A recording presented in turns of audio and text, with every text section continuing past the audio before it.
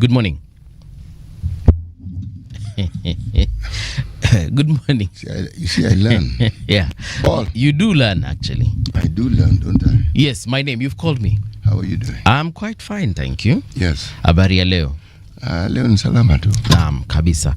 Leo ni siku ya 11 mwezi wa 12, mwaka ni wa 2025 ama 2025. Siku ya leo inakumbukwa kama siku ya World Mountain Day. So apparently, I don't know who came up with this holiday, but I'm assuming it's probably some folks in Geneva. But this is what they said. Why Geneva? Come again? Why Geneva? United Nations. So this is what they say about this day.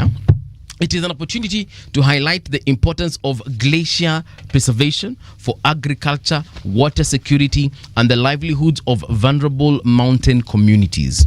So folks that live around mountains all over the world, the agriculture around and on the mountains, and of course the vegetation, whether it's forests or otherwise in and around the mountains, this day is for those people and those things. Yeah. Okay. Where you come from, City, which is the closest mountain? The closest. Because from where I come from, I think the closest is Mount Kenya. We have hills. Yeah.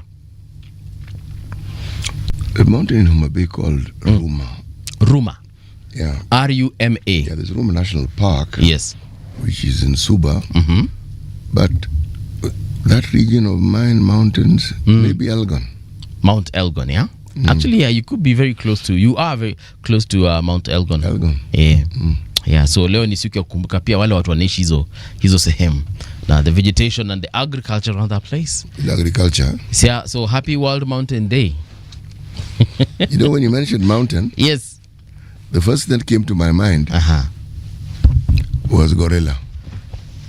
Gorilla? Yes, it's in mountain gorillas. Ah, okay. Yes. Like the ones we have in Rwanda. So the moment you mentioned mountain, the word gorilla just sprang to my mind. We have gorillas in Kenya, right? I don't know. We should be having gorillas in Kenya. I genuinely don't know. Yeah. I mean, we have all sorts of primates in this region, but the ones that are well known are the silverbacks in Rwanda. Gorillas in Kenya? No. No, we have chimpanzees and we have Columbus monkeys. Yes. The very big primates. Hiyo kidogo ni tricky. Okay. I don't know. I don't believe we do. We are the biggest primate this side of the Sahara. We are the biggest primate in this region of South. Of Kenya, next to the Indian Ocean. Yes, ile gorilla wale wako. Kidogo hiyo tuseme tu inapatikana kwingine. The habitat that the gorilla lives in is found in abundance in DRC, Rwanda, and even Uganda. Sisi tumechoma makaa. Yeah. There's a movie that was produced in the early 90s. It's called Outbreak. It's about the Ebola disease. I don't know if you've watched that movie. I didn't watch it fully. I started watching, I don't know what happened then. I never went back to watching it again. Yes, but I remember it. It was partly acted in those areas of DRC Congo, where the monkey that carried the Ebola virus had come from that particular region, and then the person who carried it, I think, went with it to the US. The doctor, yes. Then that is where that was an amazing movie, absolutely lovely. Nilipenda tena sana. Actually, I think I'm gonna look for it and watch it again. I'm waiting for you to tell me of a movie that you watched that didn't quite meet the measure. See, that movie, ilikuwa boring. Actually, several. It's just that I can't remember them. The movies I start and then 20 minutes into the movie, I just realize hapa nimechoma. Hii na bo. It's just that they're not coming to mind. You watch series? I watch lots of series, yes. Okay. There's one that I was watching 2 days ago. I just finished the last episode when is today? This is Thursday. I finished the last episode on Tuesday. Inajulikana kama The Last Samurai Standing. It's a series. It's on Netflix. Awesome 6 episode series about samurais in the late 19th century in Japan. Good action movie. A series, sorry. The samurai spirit still lives on. Today I'm going to start, because today is Thursday, so today I'm going to start watching something new. I'm not sure what it is, but I'll go scroll through my list and see what is in store. But now that we are speaking about samurais, there's another series that is similar to the one that I watched. It's called Shogun. They've only done one season. I think it's like it was released sometime either 2 years ago or early last year. Shogun ni poa tena sana. If you have time, that one is not on Netflix. I read the book. Yeah, you'd need to look for it somewhere. But it's an awesome series. I read the book. I read the book. Yes. The book is very interesting. You loved it? Oh, yes. Yeah. Yes. The author is a gentleman called James Clavel. Yeah. I read very many of his books. Yeah. When the younger version me used to like reading novels. I read very many of his books, and I found them fascinating. Yeah. Literally fascinating. I'd like you to suggest for me a couple of books I can go read. Novels, definitely, yeah. Novels or book. You know what? Give me something that has a good story. That's a novel, right? Suggest a novel for me. Niende nitafute. Ama unidonetie moja nisome nikurudishie. Kama uko nayo. Take your time. You don't have to do it now. No. Yeah. Think about it. I have many. Yes. I'll look for one and bring it for you to read. Now that we're in the... You like reading autobiographies? Yeah. I'd like to know about people, yeah. I'll look for one and give you. So, now that we're in the Christmas season, I don't know if you're a fan of watching Christmas movies. Na sisi za kina Yesu peke yake, zenye zinakuanga dubbed in Kiswahili. Na hiyo inakuanga Kiswahili ya Tanzania. Wakiongea juu ya Yesu venye alishikwa akakamatwa akasulubiwa. Si hizo.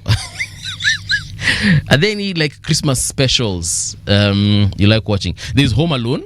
Home Alone is a good... That movie is hilarious. Yes, and I think they have 3 of them, yeah? There's Home Alone 1, 2, and 3, if I'm not wrong. Oh, there's some fellows who really got injured in that movie. Oh, yeah. Those wannabe thieves. So, kuna Home Alone. I don't know what else do people like watching during this particular period. Passion of the Christ. I actually don't watch movies because of the season. No, I watch movies because that's the movie interest. I want to watch. Yeah. That's why I asked about the series. Because I like the flow. A story that ends in 1 hour 30 minutes. Yeah. Or you'd like to watch something that goes beyond 2 hours. That's why I like series. Lord of the Rings is a good movie. 3.5 hours, I believe. No, I want a series. I don't want a movie. Okay. So you want a series that the story... I know it ends. And then in another 40 minutes, there's a new development. And I can watch it next week. And for a month, I can keep watching that. Whatever, yes. That's my preference. Okay, do you like supernatural stuff? Supernatural is what exactly? Things to do with angels and demons and ghosts and stuff. I gave up on those because those demons are unconvincing. Okay. Let me tell you, have you watched a movie called The Nun? Because if you're looking for a convincing demon, go watch a movie called The Nun. That one, my friend, you will be convinced. There's another series of movies called The Conjuring. I don't know if you've watched any of the Conjuring movies. I think there are about 7 of those movies. You would watch moja. Nivyo. Okay, let me put your mind at ease that you understand what I like watching. Right. Movies where I don't have to think very hard. Lots of car chases. Gunfire. The Matrix. It's a nice sci-fi. Nice movie. Yes. That one's very nice. Yes. There's another one, The Minority Report. It's by this guy called Ujama Nafanyanga Stunts. Why am I forgetting his name? Come on. The guy who did Mission Impossible. Come on, guys. Why am I forgetting his name? Wait, Abdi Samad. We both know the guy you're talking about. He's also Tom Cruise. Tom Cruise. Go watch. It's a nice sci-fi. Also, it's called The Minority Report. I have watched it. It's a nice. Basi umewacha kila kitu bana. No, I haven't. Most of the movies you've mentioned I've not watched. Nice sci-fi. Also, you can rewatch any of the Terminator movies. No. No? You don't like Arnold Schwarzenegger? Not. Okay, Mission Impossible, Tom Cruise. Yeah. Go watch any of the Mission Impossibles. Then, last but not least, let me suggest another one. Oh my goodness, why am I forgetting these things? Paul. Yeah. Let me read the proverb. Yeah. we've discussed movies adequately. Sawa, lakini ndakupatia suggestions kadhaa. Tupatie proverb. We're still in the Republic of Senegal. Yeah. If the eyes do not admire, the heart will not desire. If the eyes do not admire, the heart will not desire. Absolutely true. Umesikiaje hiyo? Hiyo imegonga mahali. Speak and rhyme all the time. Yeah. Umejaribu sana watu. If the eyes do not admire, then the heart will not desire. So what about those people who are blind? The eyes, well, let's put it this way. There's the mind's eye. Yeah. So it isn't the physical eye that actually sees 3D, 4D, whatever Ds you want to see. But your mind has an eye. The fact that you're blind doesn't mean you can't imagine. Yes. Yes. All right. Okay. Yeah. So the heart doesn't admire what the eyes does. If the eyes do not admire, yes, the heart will not desire. Desire. Yes. Simple. Straightforward. Ushasema kakablaza. Hii imetoka Senegal, eh? Senegal. Watu wa Senegal wako na brains. Wamefikiria. Right. There's Don Sabwa here who says the US health deal looks so beautiful, wonderful, our savior, our silver plate. But how does the Boda Boda and Mama Mboga benefit? Is it a runaway from the bottom-up city? No. The two are not really related in that manner. But the relationship is this. Part of that money may possibly be used to bolster the government funding for the public health initiative under SHA. It may also help bolster the chronic and critical illnesses kitty, which is still also under SHA. But the thing that you must bear in mind regarding this funding, the focus that we in the media have given is to the $1.6 billion that is going to be given over a 5-year period. The entire deal is at $2.5 billion. The Kenyan government is going to fork out $850 million as its contribution. Okay? So it's not as though we're sitting back and receiving money. Yes. No. The Kenya government is also going to contribute to this particular kitty. All right. Yes. Don Sabo, thank you for your insight. D Combo amesema hivi, City, go watch the Traitor series. There is the Traitor America, Canada, UK and Australia. Perfect series. Kuna Africa? Correct, amesema the Traitors. So the Traitors, kuna Traitors America, Traitors Canada, Traitors UK and Traitors Australia. Unataka Traitors Africa, eh? And Asia. And Asia. Sawa. Why not Asia? Yeah. Sawa basi kama itakuwa si then utaiwatch. Okay, katika harakati yako ya kuitafuta. All right, so let's get into the trending stories, top stories on our website, that is rgk.co.ke. Government sets 14-day deadline to end bursary delays. 14-day deadline to end bursary delays. What does this mean? That the government has set a strict 14-day deadline for the Intergovernmental Relations Technical Committee to clear all outstanding agreements on county bursary programs in a renewed push to end long-running delays that have left many students waiting for support. Now, the decision was reached during the 12th National and County Governments Coordination Summit on Wednesday, which focused on improving coordination between the two levels of government. During the session, leaders reviewed the progress made since the 11th summit held in December of 2024 and gave new directions aimed at strengthening the devolved system. A major concern raised was the slow processing of bursary agreements, prompting the 14-day order to ensure students receive funds on time and county teams work smoothly with national offices. Yeah, so kumaanisha the process is going to be expedited. I can see national and county government leaders, these are governors and other officials, during the 12th National and County Governments Coordination Summit of 2025 at State House, Nairobi. This happened yesterday. Well, good stuff for them. I hope this will actually benefit the students. Free maternity services to start in level 2 and 3 facilities by January. This is a story that Bradley Bosire has written. So what has Bradley said about this story? The government has set a clear plan to have free maternity services offered at level 2 and 3 health facilities by January 2026, directing the Ministry of Health and the Council of Governors to prepare the required framework within the first 2 weeks of that month. The decision, reached at the 12th National and County Governments Coordination Summit at State House on Wednesday, places all costs under the Primary Healthcare Fund to ease access for expectant mothers. According to a communique released after the meeting and signed by President William Ruto and Council of Governors Chairperson Ahmed Abdullahi, the two institutions must outline how the maternity services will be delivered under the new structure. Free maternity services to start in level 2 and 3 facilities by January. So that means prenatal care, the delivery process, and then postnatal care. Isn't that good? Indeed it is. I just hope it is actualized. It is a wonderful thing, and it's a work in progress, meaning the complaints that people leveled against this particular SHA have borne fruit, meaning if it is a question of criticism, yes, there was no criticism that was left out. People spoke about it. Yes, I remember the comparison between SHA and Linda Mama, NHIF. Yes, and that has raged. It has quietened somewhat. It hasn't disappeared. Yeah, but it is clear that the message was heard, because you can see attempts to ensure that the system works better than it's working right now.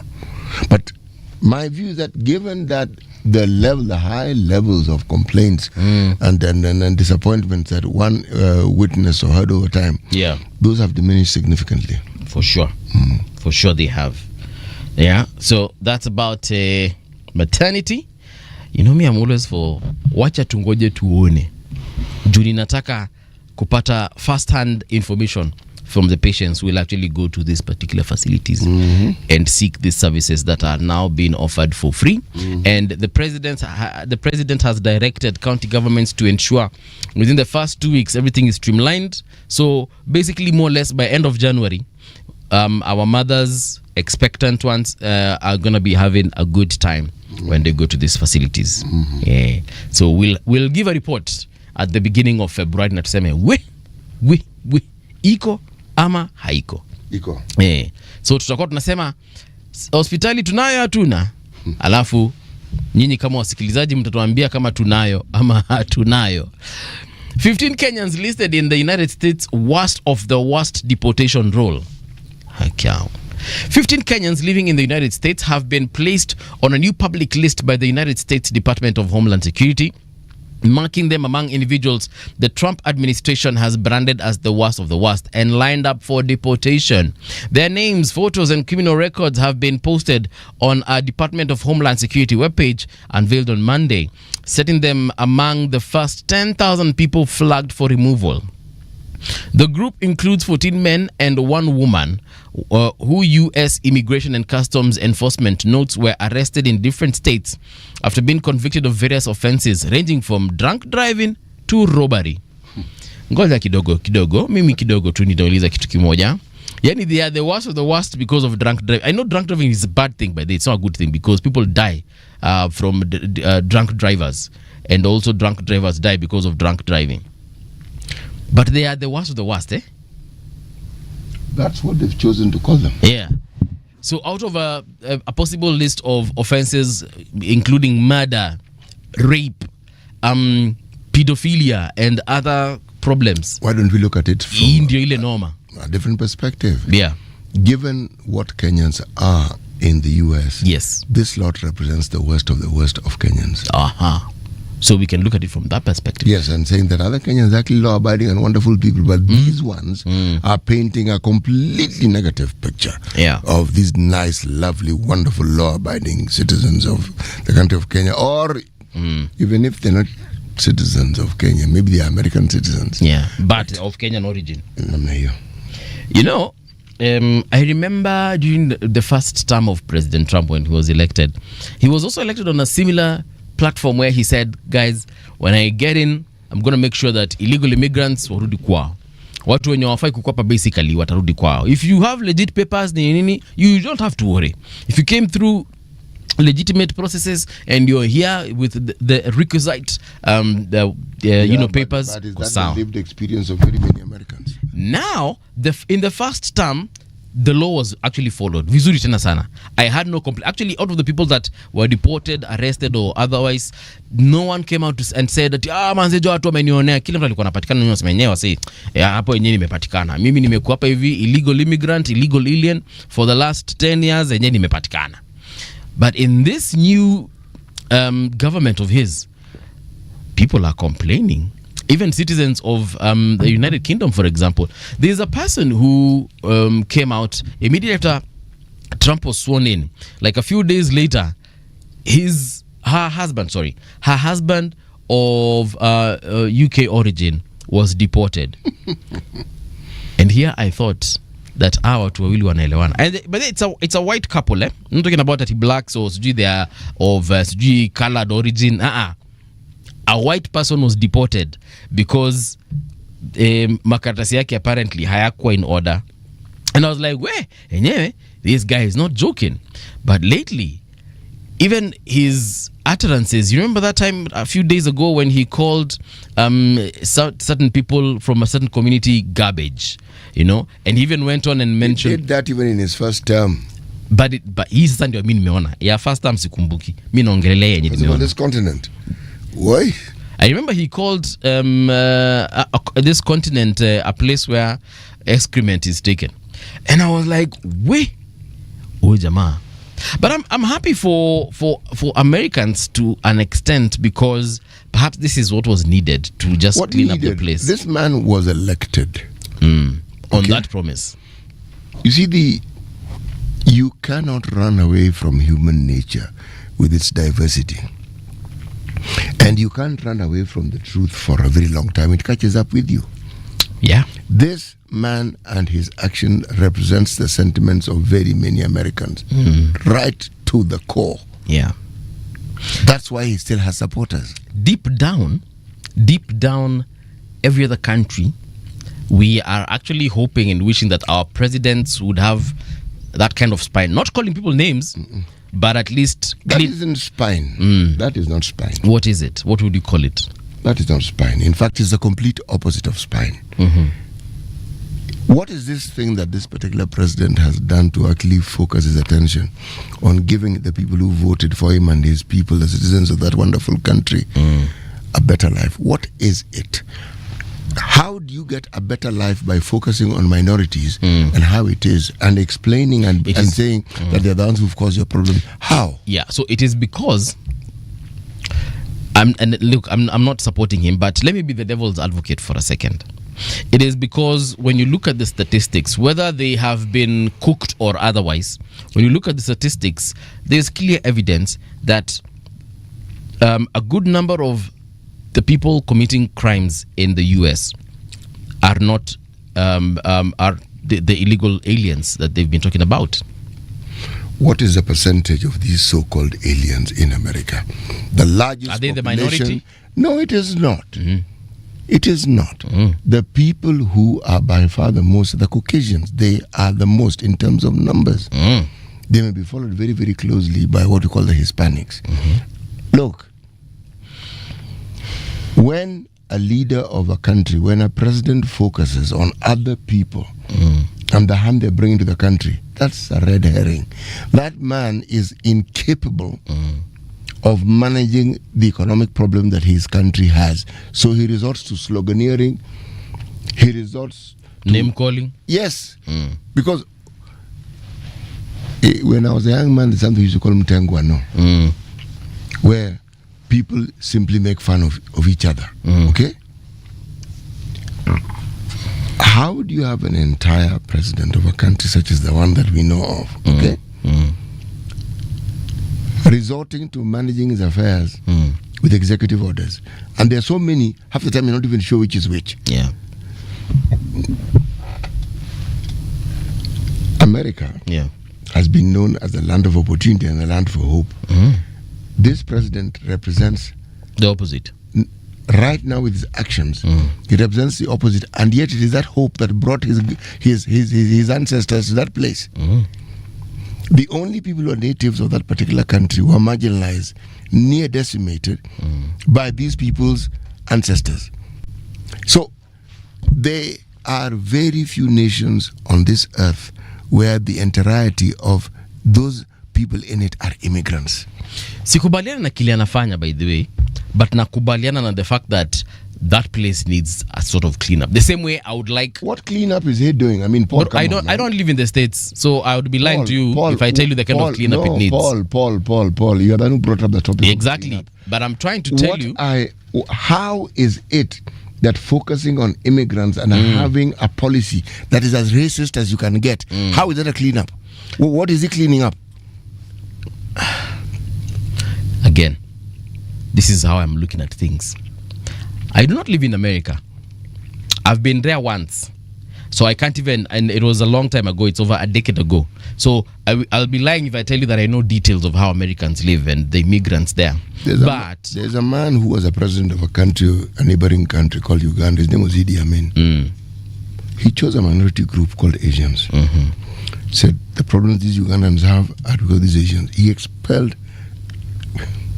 We can also use Zimbabwe as another example where mashamba yalichukuliwa yakapatiwa yanarudishwa as we speak. But what I'm saying is perhaps there's a level of perhaps if that's now Trump, if he were to do it differently, he would achieve perhaps success with a different approach. Paul, it doesn't matter what language you use. So take away the racism. How do you take it away? Take away the racism, take away the racist rhetoric, and just say, look, I'm going after the folks who are messing up this place.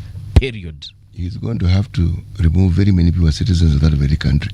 The jails in that country are full of citizens of that country, not people who come from another country. His own people. So the statistics already tell you where the problem is. And then you choose a completely different problem that your statistics don't represent as a problem. All I'm saying is, perhaps at the end of it all, chatuone. One last story before we get into the traffic updates. This is about Kenya honors police officers returning from the Haiti mission. What is this all about? The National Police Service has honored officers who returned from the Haiti Multinational Security Support Mission, now known as the Gang Suppression Force.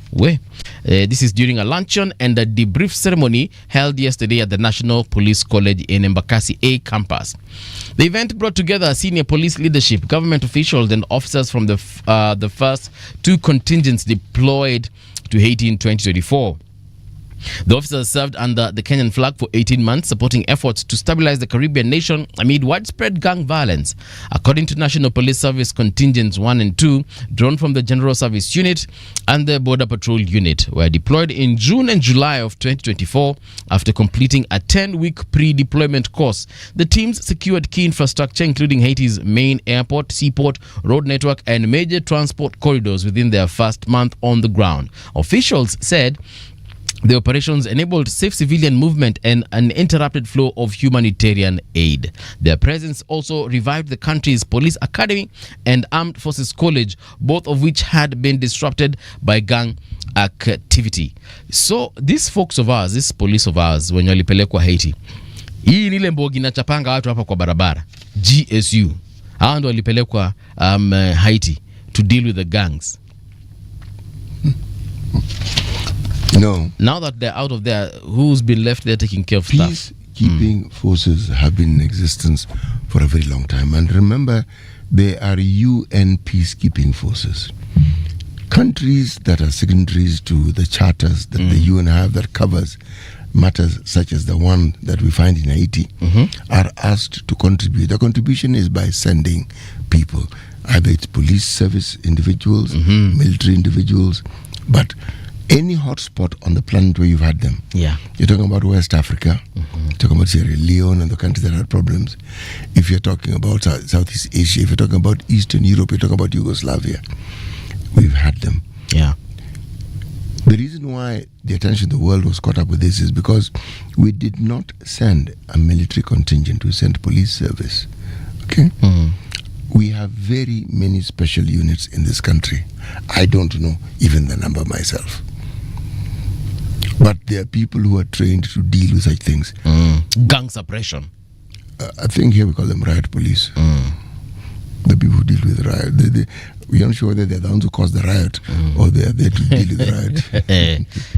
But it is in keeping with that particular mandate and the requirement. So what the Kenya government was doing was acting in a manner that they have done on many other occasions in very many parts of the country. When Namibia got independence, we sent military people there with not very pleasant consequences. Our people wanted to become Kenyans over there. Yeah.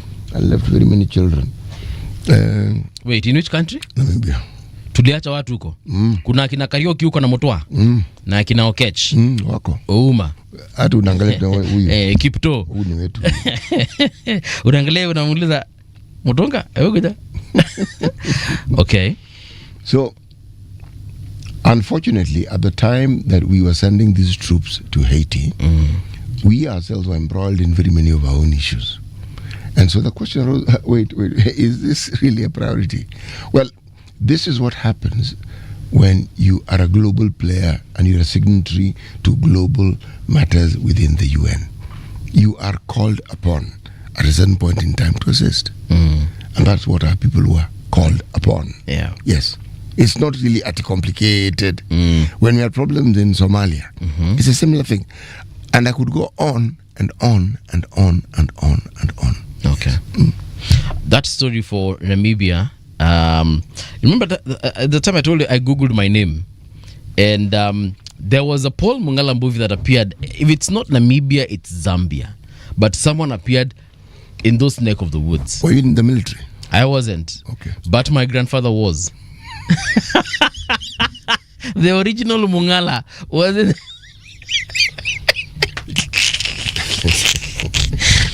Haya, wacha tusonge mbele kwa sababu life ni hard. Salamu zimfikie my take 2.0 anasema, sometimes I'm afraid of reading easy comments za my take. I'll pre-read this and then come back and read it out loud. But right now, let's check out something called the traffic updates in the Nairobi CBD and perhaps a little bit of Mombasa. Traffic. Haya, so traffic around Strathmore University, not looking bad at all. You guys are moving. That's the roundabout heading towards Nyayo. Iko tu sawa. The other traffic situation I'm looking at is around the Gikomba area. This is Kamukunji, right? So around Kamukunji Business Center, the road right there is bumper to bumper. That means if you're getting towards Gikomba kidogo kama unatoka CBD through Haile Selassie, it's a problem. But everything else after that looks good. Ngong Road kama kawaida, it's at the junctions where you'll find a little bit of traffic, but everything else is moving quite well. Agwings Kodek looking good. Dennis Prit Road looking good. Oloitoktok Road, Ring Road, Kileleshwa, huko hamna shida yote. Mombasa Road, traffic is fairly okay, especially if you're coming from the outskirts of Akina Kitengela, Mulolongo. You'll find a little bit of traffic around General Motors. That is if you're heading to the CBD. But on the opposite side of the road, everything is looking okay. Lunga Road, watu ambao wanaenda Inda leo mkutu sawa. Likoni Road looking good at this particular hour. Enterprise Road also, no complaints whatsoever. Outer Ring Road, the traffic is around. This is around Donholm. That area basically has got a little bit of traffic because number one, Matatu, and it's a major junction connecting Jogoo Road and the rest of Islando. So you expect a lot of traffic around Manyanja Road, but things are looking good at this particular hour. However, I can't promise that in the next 30 minutes, right? That's about Nairobi. Let's look at Mombasa. Mombasa mwambaje, mwasemaje, mnasema barabara zenyu ziko vipi? Nikiangalia Mombasa, sehemu za Changamwe, hamna shida yoyote. Pale kwa island yenyewe Fort Jesus, sehemu zile za Lighthouse, Mbaraki, Kizingo, hakuna shida yoyote kuhusu trafiki. Kidogo tu pale ile junction ya Ronald Ngala, pale Ziwani area, ukielekea Baringo Street na Luha Watha Street. Hiyo junction pale ndio kuna traffic, lakini zaidi ya hapo hamna shida yoyote. Sheikh Abdullah iko sawa pale Nyali Bridge though, as you're heading towards Darajani Hotel. A little bit of traffic there, but everything else is looking good. New Nyali Bridge, hamna shida yoyote, trafiki iko sawa sawa katika eneo hilo. Kama kuna chochote pale ungependa kunielezea kuhusu barabara, tafadhali nipate katika mitandao yetu at Radio Gen KE across all of them. Traffic on Radio Generation. When we look at the Standard, radical shift begins. That is what they're saying on the front page. What do they mean by that? Amid rising concerns over unpreparedness at running senior school that begins next year, today grade 9 candidates receive results of their performance in the last 2 years of junior secondary school. Despite warnings that have followed the calamitous implementation of GSS across the country, education mandarins begin preparing to send more than 1 million of the country's youngsters into the first step of their career paths in grade 10. To pundits, this seems like a fishing expedition. This story is on page 4. So they've highlighted a couple of issues here. For instance, 1.1 million learners receive first ever KJSR scores today. Then number 2, new scoring model replaces the 500 mark race. Oh yeah, so nowadays we're not being told anything out of 500. It's about whether you have exceeded expectations, whether you're meeting expectations, approaching expectations, and below expectations. So it's all about expectations. And so when you have numerical figures and you have letters of the alphabet, yes, determining the performance, how is it different from this? How is it different? You're saying it's redundant? No, I'm asking because the understanding was that this was an improvement and that it would stop that categorization that brought about stigmatization. How does that? Able read the categories? Okay, so again, this is the new scoring model, which is replacing the 500 mark race. Subjects graded under 4 bands. From this is now the top one. In kama sasa wewe ule mnoma, exceeding expectations. Okay, so far we're doing okay. Next. All right. Below that one is meeting expectations. We are doing okay so far. Now let's get in the real thing. Below the meeting is approaching expectations. All right. And then below that one is below expectations. Below expectations. You tell me, if somebody gives you a D and someone tells you it's below expectations, is there a difference? I'd rather be told I have a D, personally. So this is how I'm looking below at expectation, it. I feel judged. Yeah. Completely judged. It's just like if you're really performing bad in the office and perhaps your boss meets you and asks you, or your supervisor meets you and asks you, City, what's not happening? Because I've been looking at your performance lately and it's not looking good. So basically, he's just being polite, or she's being polite about it. But he's actually telling you, my friend, why did we hire you?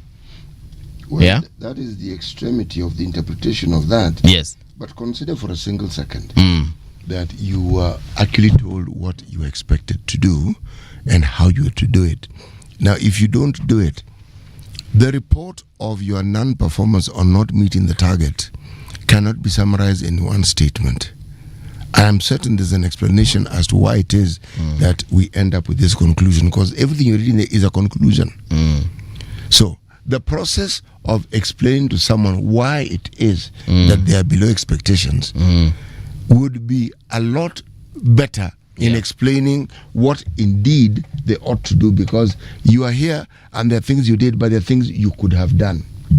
But if the understanding or the aggregation of it is summarized in that statement and there isn't a requisite detailed understanding of what it is that has brought to that point in, that determination, in my opinion, is far more condemning.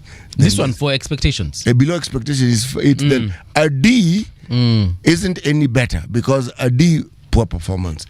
Of course, you know it's poor performance. I am saying that system, there must be There must be a column where there's a detailed explanation of that, where that conclusion came from. Yes. So whenever I attend my children's report, whatever, when you're called to be given that report, they explain to you that this is how your child has performed in this particular subject. In reading, for example, you're even given the thing that they read. This is what she got wrong, this is what she got right. So you can see where it's heading.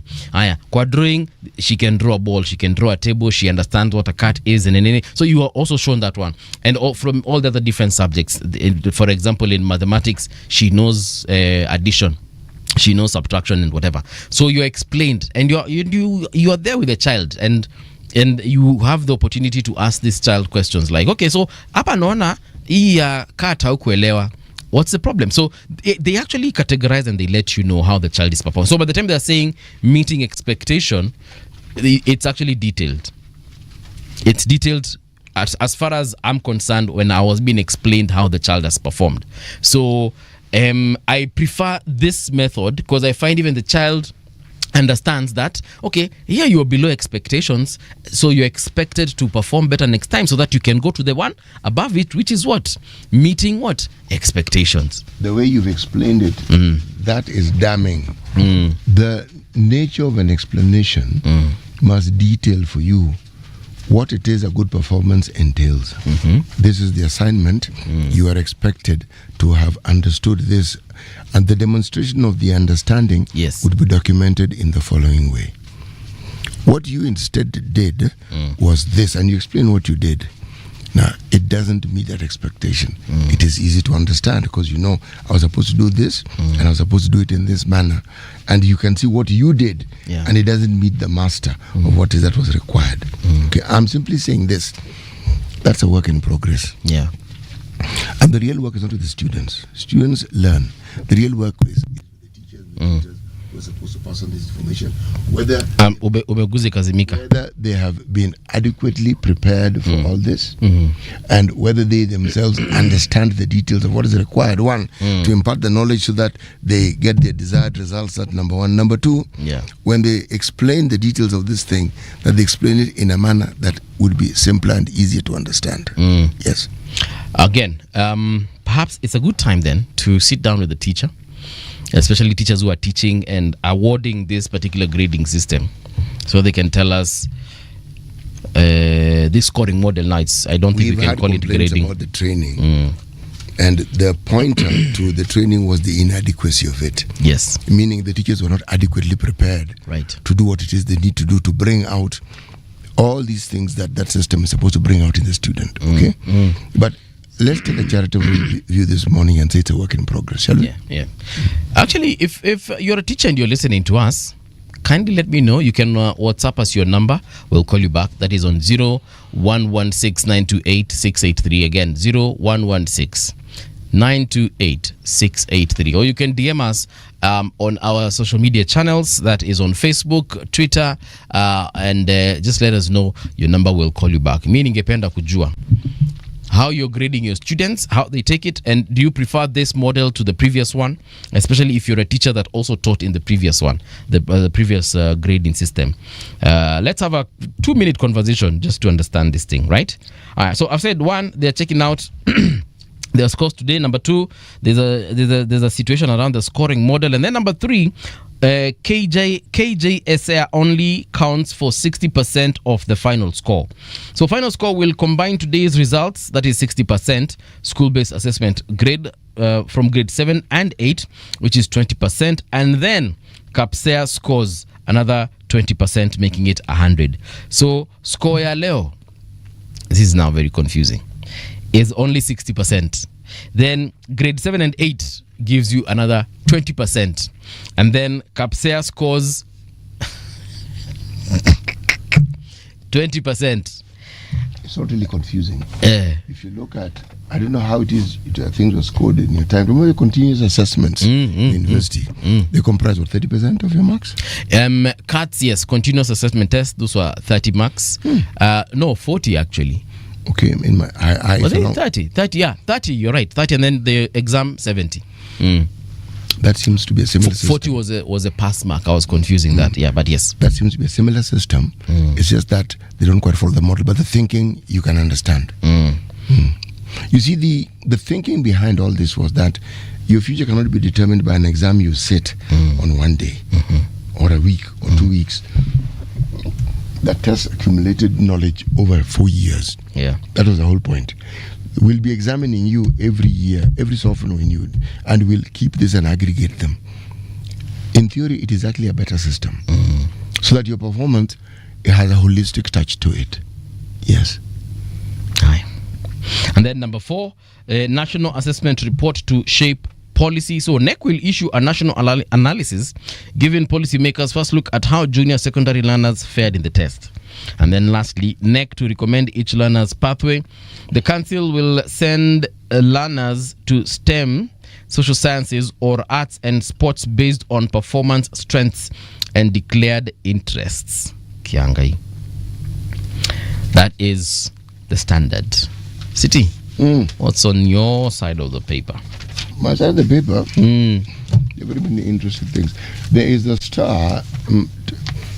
There's an interesting article here, something in the news. NCIC to get powers to bite. This is a law that, a bill that has been proposed in Parliament. This is on page 8. Let me just mention it briefly so that you understand. Okay? Yes. The often dismissed National Cohesion and Integration Commission is set for a major transformation that could define its role as the country heads to the 2027 general elections. A new bill seeks to amend its founding law to hand it real enforcement powers and replace the reputation of being a toothless dog it has earned. The National Cohesion and Integration Amendment Bill 2025 is sponsored by Mandera West MP Yusuf Haji as chairman of the National Cohesion and Equal Opportunities Committee. So this I find interesting because that's what we've said. They don't have the power to do some of the things they need to do after investigating and finding, yes. Okay, then again in the news, court asked to nullify the 207 billion US Kenya Health Corporation. This refers to Okiya Mtata, who's taken this matter to court. And some among the things he's bringing up are data, security, etc., etc., etc. Then bang in the middle of the paper, branded criminal aliens. Their crimes range from drink driving to kidnapping. 15 Kenyans to be deported from US in Trump crackdown. There are all these Kenyans here. Quite a number of them. 1, 2, 3, 4, 5, 6, 7, 14 of them. I actually know of a Kenyan who was deported a couple of years ago, or some 10 years ago, because of being drunk and disorderly. So alipeleka tabia zetu mbaya, sio? Unaenda huko kwa baa huko unakunywa alafu unaanza kuita watu wewe unajua mimi nani? And you start calling them animal names. Mbwa. Wewe. Did you know? Did you know? Yes. That fried chicken reigns supreme as Kenya's top online order for 2025. Fried chicken does what again? Reigns supreme over what? As Kenya's top online order. Ile online. Excuse me. Hello? Yeah. Nataka kuku. That one. I'm sure number 2 is probably pizza. I wouldn't know that. Yeah. But yes, fried chicken, it's all over. From all these companies that are setting up in Kenya, the multinationals.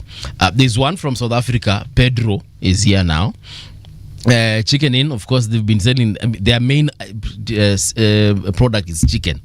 Chips is actually just by the way. And then who else? All these other kina KFC. That's the only. It's literally called Kentucky Fried Chicken. So chicken will be their number 1 order for sure. And you're right. Pizza is number 2. Oh, umesema number 2? Yes, pizza held strong as second most. Yeah. And I'm sure if you go to the details of when people are ordering these particular foods, you will find that on Tuesday and Thursday is when pizza is ordered the most, because those are the 2 days that pizza has offers across majority of the offers, like buy one get one free. City microphone hawipendi? Mimi naipenda sana. Oh, yeah. So offers like buy one get one free, or you buy a pizza, then you get other things such as probably a free soda, a free salad, and other things that are just laid in there to incentivize you to buy these particular products. So yeah, I'm sure if you check out those details, Tuesday and Thursday, ndio utapata hizo vitu zina sell sana. And some of the top companies here, there's one called Domino's. I don't know if they're still in the country. Are they still? Yeah. I still see them. They used to have a branch along Koinange Street, and I remember it because every time I used to leave a previous employer, I would pass by there and grab my box as I head home. So I don't know if they're still.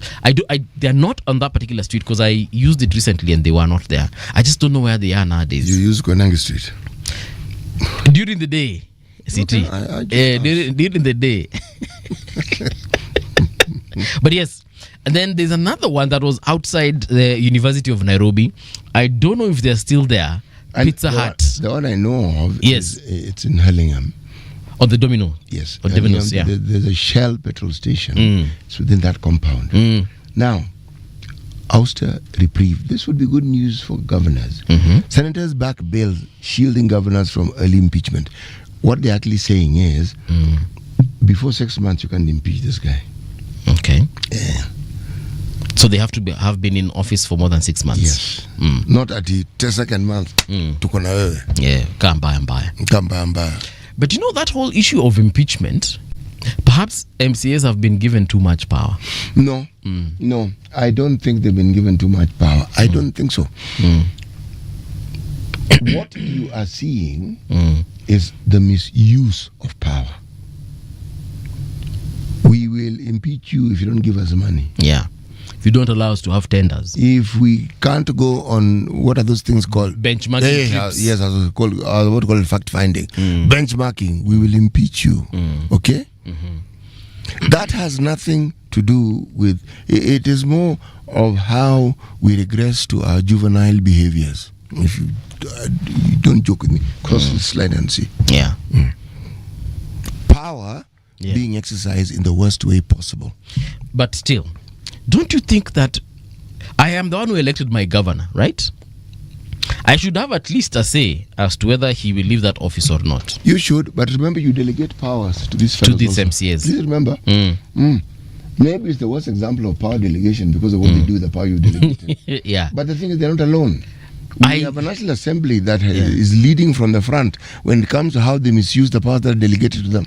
I think that we should actually be given the chance to decide whether the MCAs should ouster a sitting governor, then you need especially one that is elected. You need to change our electoral laws so that we don't delegate all the powers to them. Yeah, we say the only power delegated to you is this, and when it comes to remove the governor, then you must come to Schedule 3 and look at the policy of how you need public participation before you can even hiyo. Mkuje mtuambie pale sokoni that nani misbehave na tungependa kumtoa, so mtuambie kama anaenda ama anabaki. Governor kila mkutano anakuja kama ameiva vizuri. Okay? Yes. Yes. Na hata saa zingine anakaa kwa kiti analala na ngonota. Yes. Hiyo. So that we can have a say kama huyu jamaa anaenda. We form sisi basi Kenya ni Kenya. We form a task force as a citizens so that we go and also observe this thing. There's a panelist here who said that I think it was the lawyer we brought who was involved in the cases of several of these governors, including Mwangaza. Now, this advocate, I remember he said that perhaps to impeach governor, pia deputy wake aende. What happens to succession? You have taken the words out of my mouth. That is the reason why you have a deputy for that specific purpose. And the crimes of the governor are not necessarily the crimes of the deputy. Because the real power is vested in the governor in the same manner as it's replicated in the presidency. Yes, we have a presidency, but the power is not in the deputy, the power is in the president. Yeah. You can say, oh, he is a powerful deputy. There is no such thing as a powerful deputy. The deputy is a principal assistant. And the powers they have are delegated to them by the principal. Okay? So even when they see very, robust and very energetic, they don't have real powers. For the longest time, deputy governors complained that they really had no role, and they were saying, you should actually write down what roles we have. You're a deputy and you're just sitting there. The governor hogs all the powers. When we adopted parts of what it is that we see in the US, what you are speaking to is the manifestation of how we respond to power when it's given to you.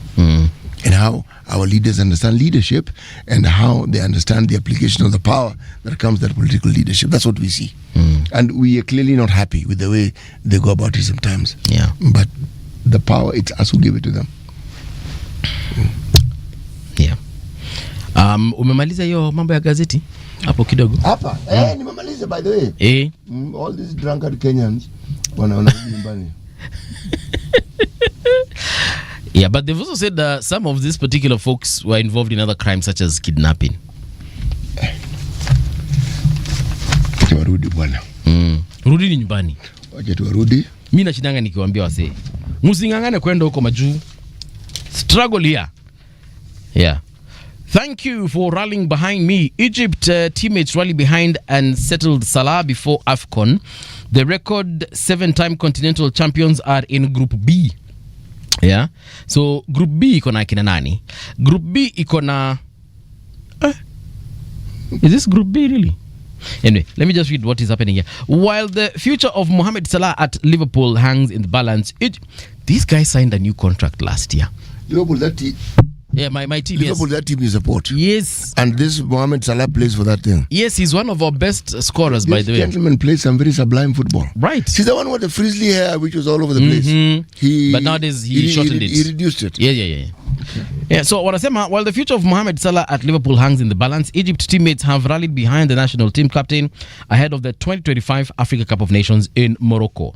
The record 7-time continental champions are in Group B with Angola, South Africa, and Zimbabwe, and will be based in southern coastal city Agadir throughout the first round. Players like him do not get benched, said striker Ahmed Kuka Hassan on social media, referring to Salah being a substitute in the last 3 Liverpool fixtures and coming on only once. If he starts on the bench, you must make sure he is the first to come on after 60 minutes, 65 at the latest. Mo is not just a teammate, he is a leader, a legend for club and country. Keep working hard, brother. Every situation in life is temporary. Moments like this pass. What stays is your greatness. True. Look, there's something that has been happening to Liverpool in the last couple of games that they have played. It's very unfortunate that we have lost majority of those games. We have drawn in the ones that we didn't lose. I think we have won in 2 matches so far. You have drawn the ones you didn't win. How about that? Yeah. But there's a reason I chose lose. This loss is depressing you, isn't it? Yeah. Oh, there's a reason I've chosen lose. Because unajua tumekuwa tukienda hivi. But Mohamed Salah he's actually angry with the coach, that is Ancelotti. He said something, he was at an interview somewhere na akaongea mbaya kwa sababu ya mbaya in this instance was, what did he say? The point here is he just said that there's a shida between him and the coach. Now, I want to draw parallels with comparisons with another situation that happened at Manchester United a couple of seasons back when Cristiano Ronaldo was playing for Manchester United. Cristiano Ronaldo alianza kukosana na kocha wake wakati huo, and it really affected the performance of the team. There's something that happens with these big players, when they're superstars in their own right. Like this person in some quarters is actually regarded as a demigod. Like people see him and they go wanapata hysteria. So you can imagine when you have that kind of power and influence, alafu wakati wa kucheza unaambiwa wewe you are nothing, and uketi pale kwa ile bench tutakuita tukikuhitaji. That thing messes with your psyche, eh?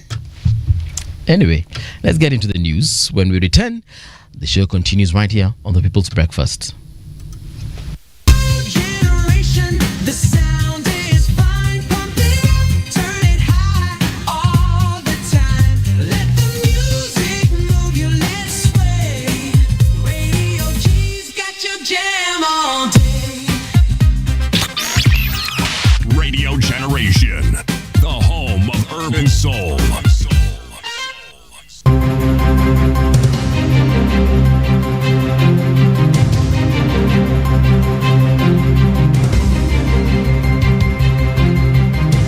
This is the Radio Generation News.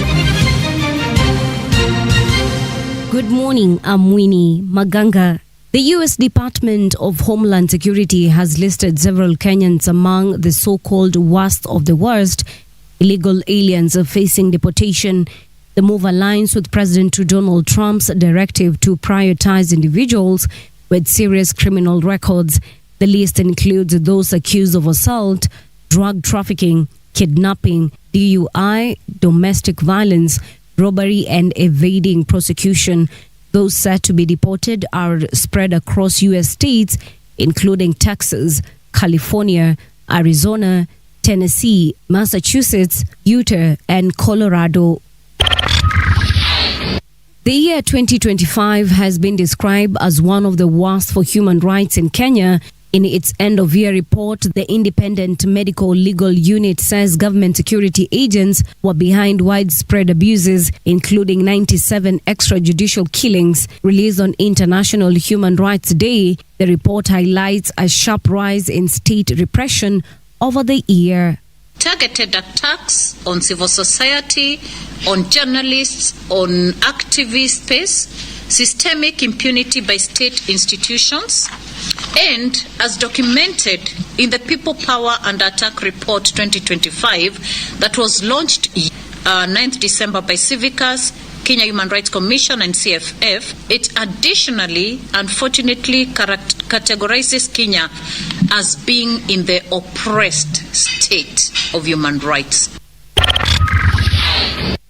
A man accused of impersonating a Kenya Air Force brigadier has been charged afresh over allegedly scamming a woman out of $610,000 in a fake KDF recruitment deal. Joshua Maingi, who has been dramatically rearrested outside the Milimani Law Courts on Tuesday over an initial $1.2 million fraud case, now faces new charges linked to the same scheme. The prosecution sought more time to investigate the fresh complaint, and the court released him on a bond of 500,000 Kenya shillings or a cash bail of 100,000 Kenya shillings pending pre-trial.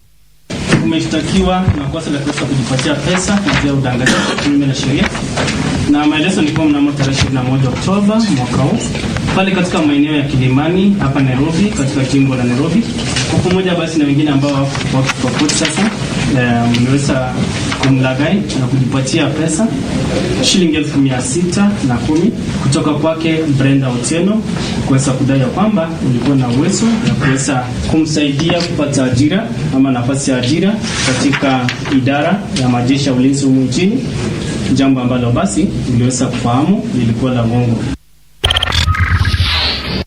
Busia Senator Okiya Omtata has moved to court to stop the implementation of health cooperation framework signed between Kenya and the United States on December 4th, 2025.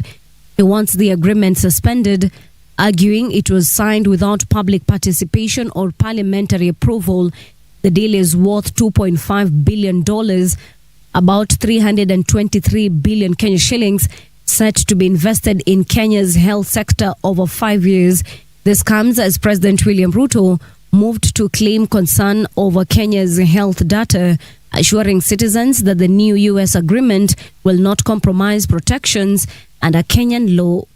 Nobody and no government will take advantage of the people of Kenya as long as I am president, because I am clear what we want, I am clear where we must go, and therefore there is no equivocation of whatever that the agreement we signed can undermine the interests of the people of Kenya, including matters to do with our health data. A federal judge in New York has ruled the U.S. Department of Justice can publicly release grand jury records from Jeffrey Epstein's 2019 sex trafficking case. U.S. District Judge Richard Berman's ruling reverses his previous decision to keep the material sealed. He cited a new law passed by Congress requiring the Justice Department to release files about Epstein. Epstein was charged with sex trafficking in July 2019. He died in a New York prison cell a month later while awaiting trial. And that's the truth on Radio Generation. Good morning. I'm Winnie Maganga. The views and opinions expressed on this program are those of the guests and do not necessarily reflect the views of Radio Generation. Radio Generation assumes no responsibility or liability for the interviewee's views. This is Radio Generation. In the beginning, there was morning radio. But now there is Radio Generation's The People's Breakfast, curious and bold, getting facts from the shadows. That's what it is. Now, as the city wakes and secrets stir, a bright new voice shines. The People's Breakfast, your morning, your voice, your journey. Good morning. Good morning, my neighbor. Welcome to the home of hard truths and bold insights, Radio Generation. Welcome back. This is Radio Generation, the People's Breakfast on 88.8 FM in Nairobi, 90.7 FM in Mombasa. Abaya Douglas Kibogong, I see you. City umesalimwa hapa na Douglas Kibogong. Wanjala pia amesema good morning City NPM, tuning in from Tuda, Mombasa. My take 2.0, how are you doing? A very good morning to you. We have gotten into a different hour, and the conversation taking shape in this hour is about cervical cancer and whether indeed there is a new hope. And actually, there is a new hope, which our guest today, Dr. Mokomba, Alfred, is going to be telling us. He is a gynecological oncologist. Daktari, a very good morning to you and welcome to Radio Generation. And thank you. Good morning, everybody. Good morning.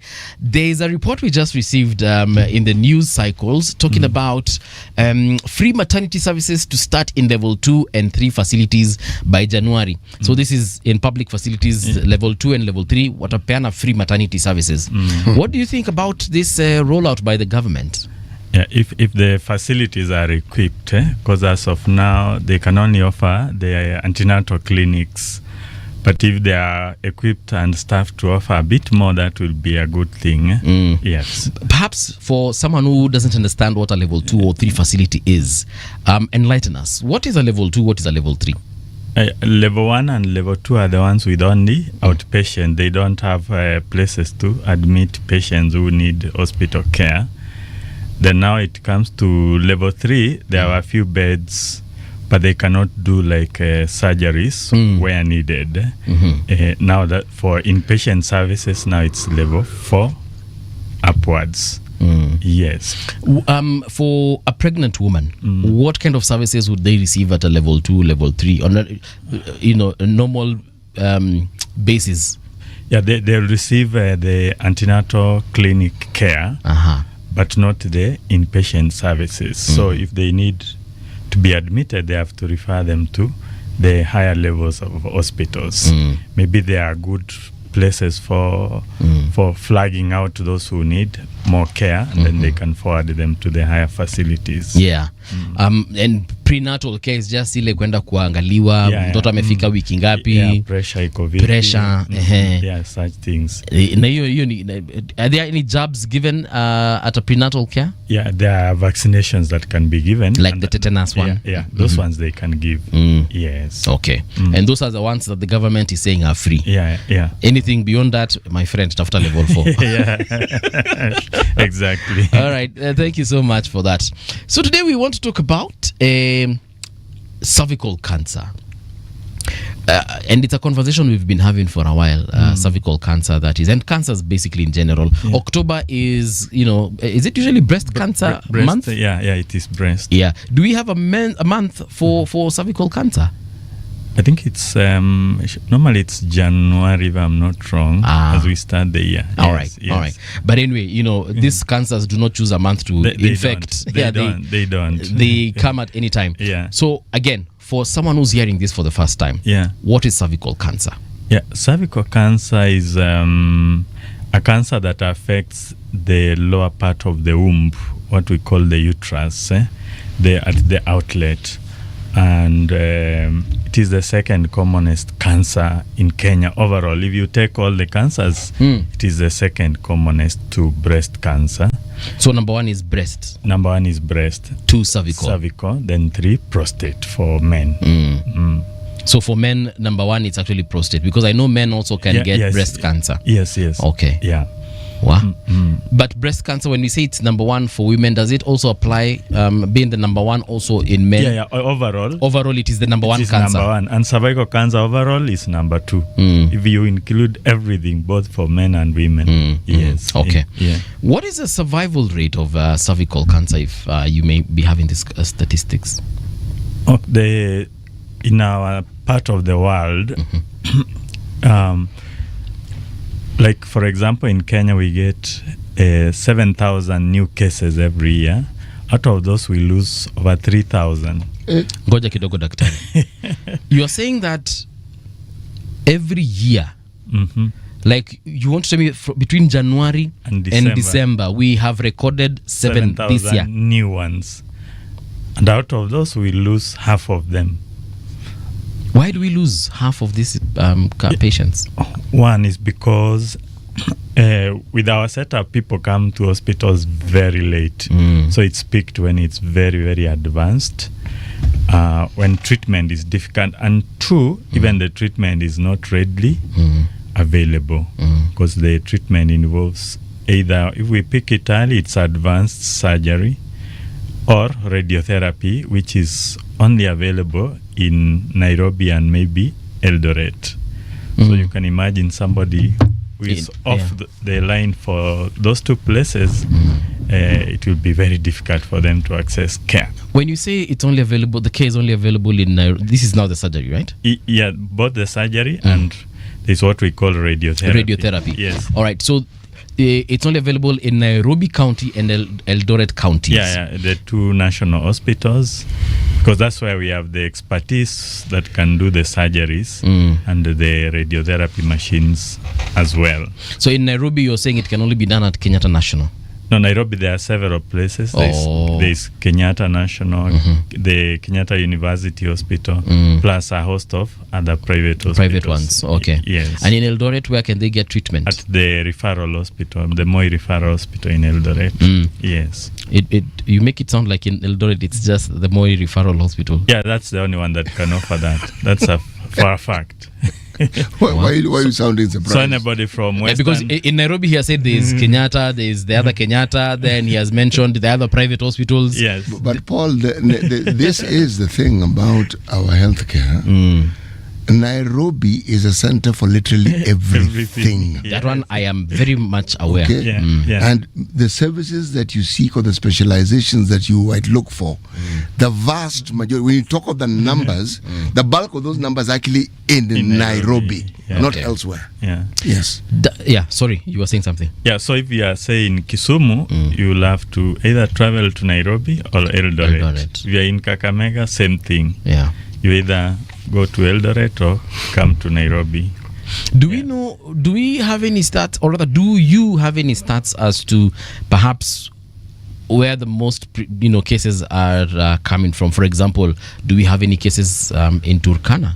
Do we have any cases in Mandera County? Actually, they are distributed fairly evenly, but lower cases from the northeastern part. But majority of the cases you'll find where there used to be very high cases of people with HIV infections.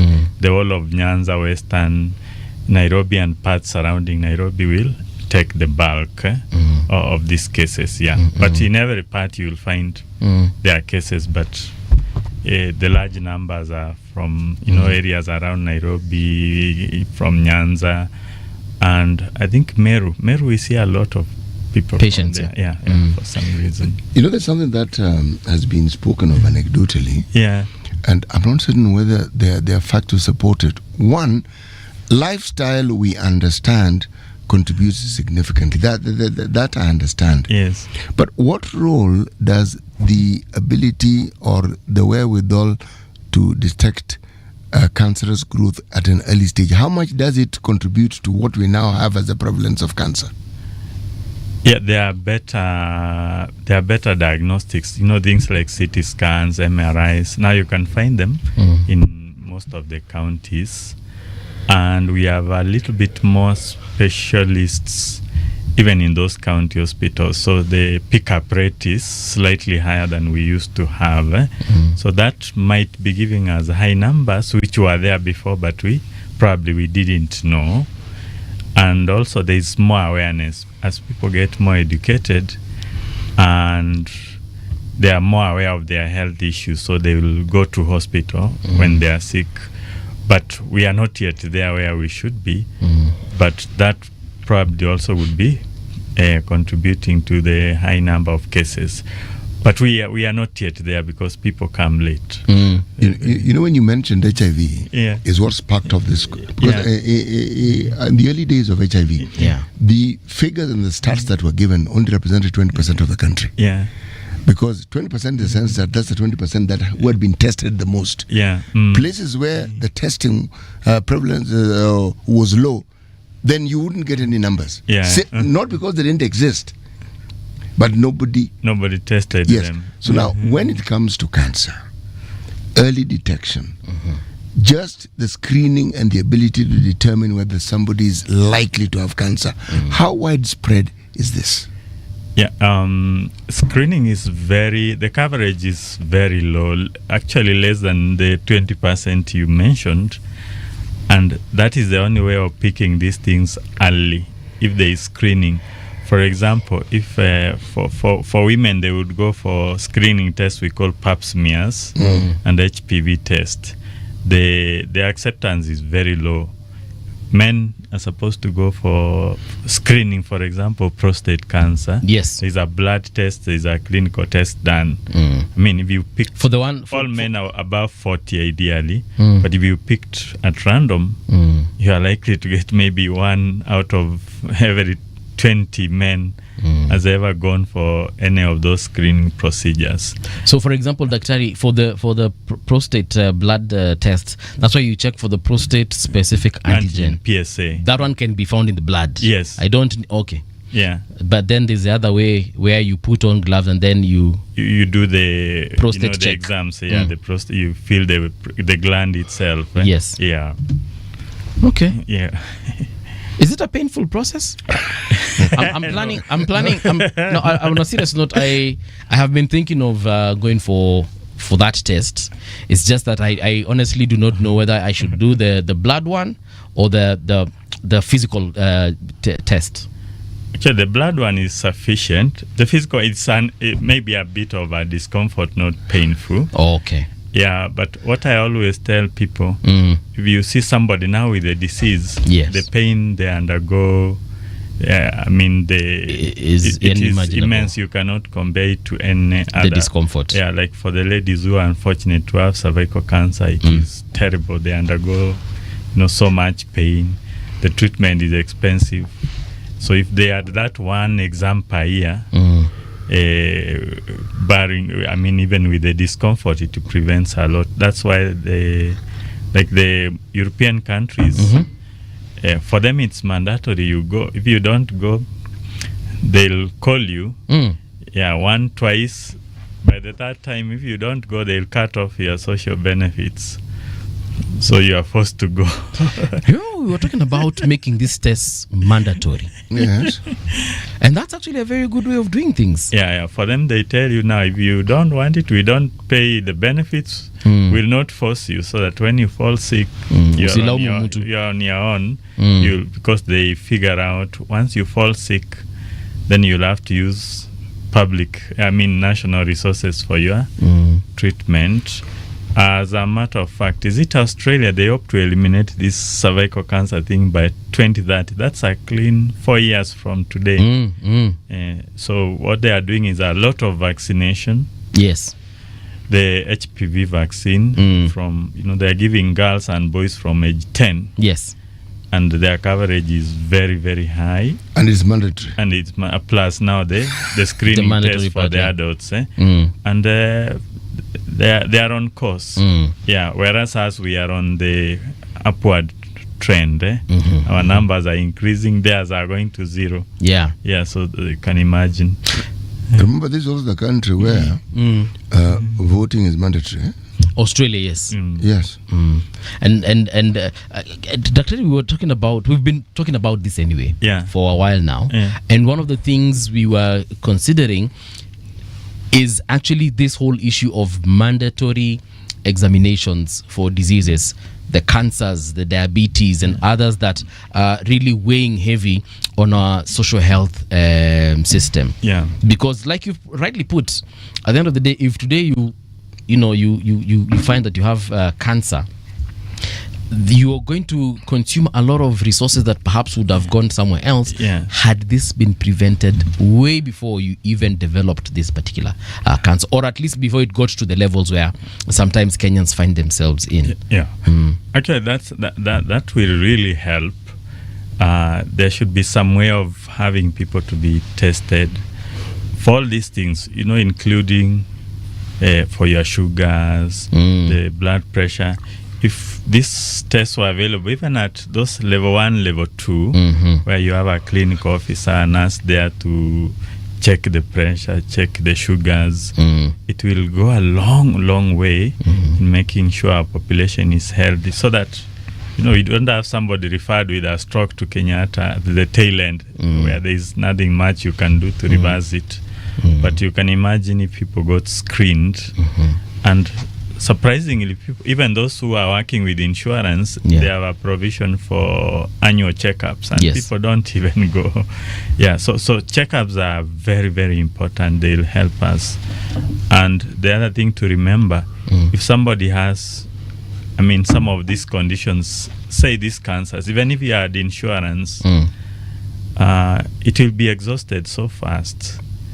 By the time you're halfway the treatment, it is exhausted. You have to resort to your personal resources and harambes. And it's the extremely very rich who can manage it, say in the private sector, until maybe they are stable. But Dr. we also know of the very rich who also end up, because they don't go for these regular checkups, who end up dying. Yes. Because someone discovers they have stage 4 cancer at the very tail end of the cancer, when it is on the verge of killing them.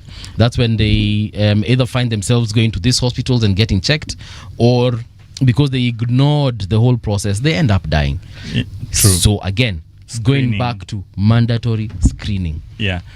Screening is like for cervical cancer, to be in particular.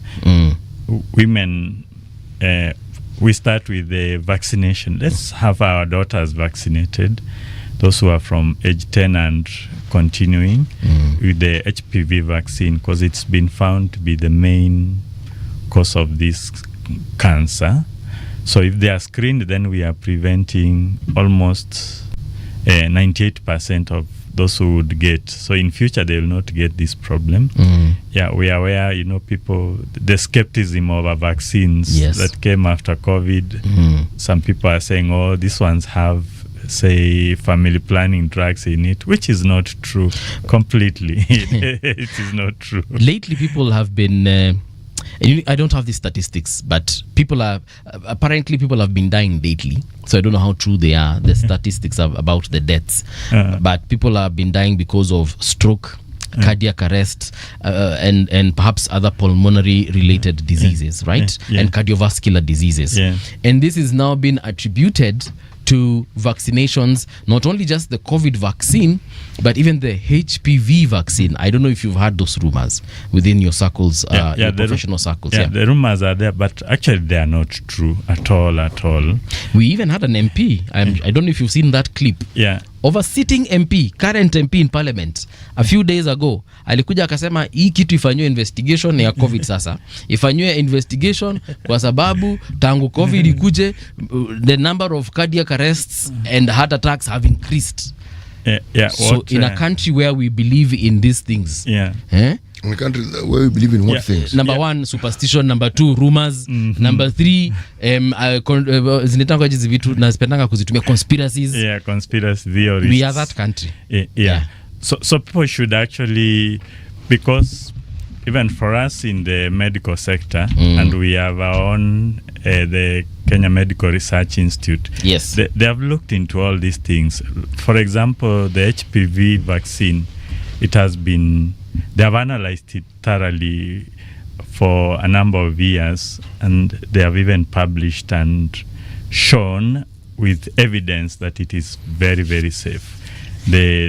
Our friends from the Western world, Europe and the Australias, America, have been using the HPV vaccine for years. It has been there for years, not just recently. And it's not true that it will cause these things. It is not true at all. Our coverage is so poor of vaccines that if the vaccine was the cause, then it wouldn't even reflect, because our coverage is still poor. But for COVID, a lot of conspiracy theories. Many people, remember, got COVID itself and got a lot of these problems. Many of us got the vaccines and we are around. The others who had other problems, say those who had heart problems, who had high blood pressures, they were diabetics, and difficult to know was what they are having as a result of the diseases they have, or is it a result of something else? Because COVID itself made your body form clots in the body. And there are people who got it, survived. They walk around with the oxygen concentrator machines. So by and large, there is evidence that the vaccines actually helped. I remember we were in a lot of trouble that time. The benefit was immense. Probably long term, these are things that they were developed over a short period of time because of the crisis. And people are still doing the studies. And remember, our country, there's the Global Vaccine Institute, it's called Gavi, that has done a lot of work on COVID vaccines, and it's domiciled here at the University of Nairobi. Some of the major experts are actually our own Kenyan people. And they tell us from their research, the evidence is not that overwhelming. So the main thing is, let's go for these vaccines. They are actually very important in helping take care of these diseases. I remember in the 70s, children used to die in large numbers, small children in the villages and the like, because of measles.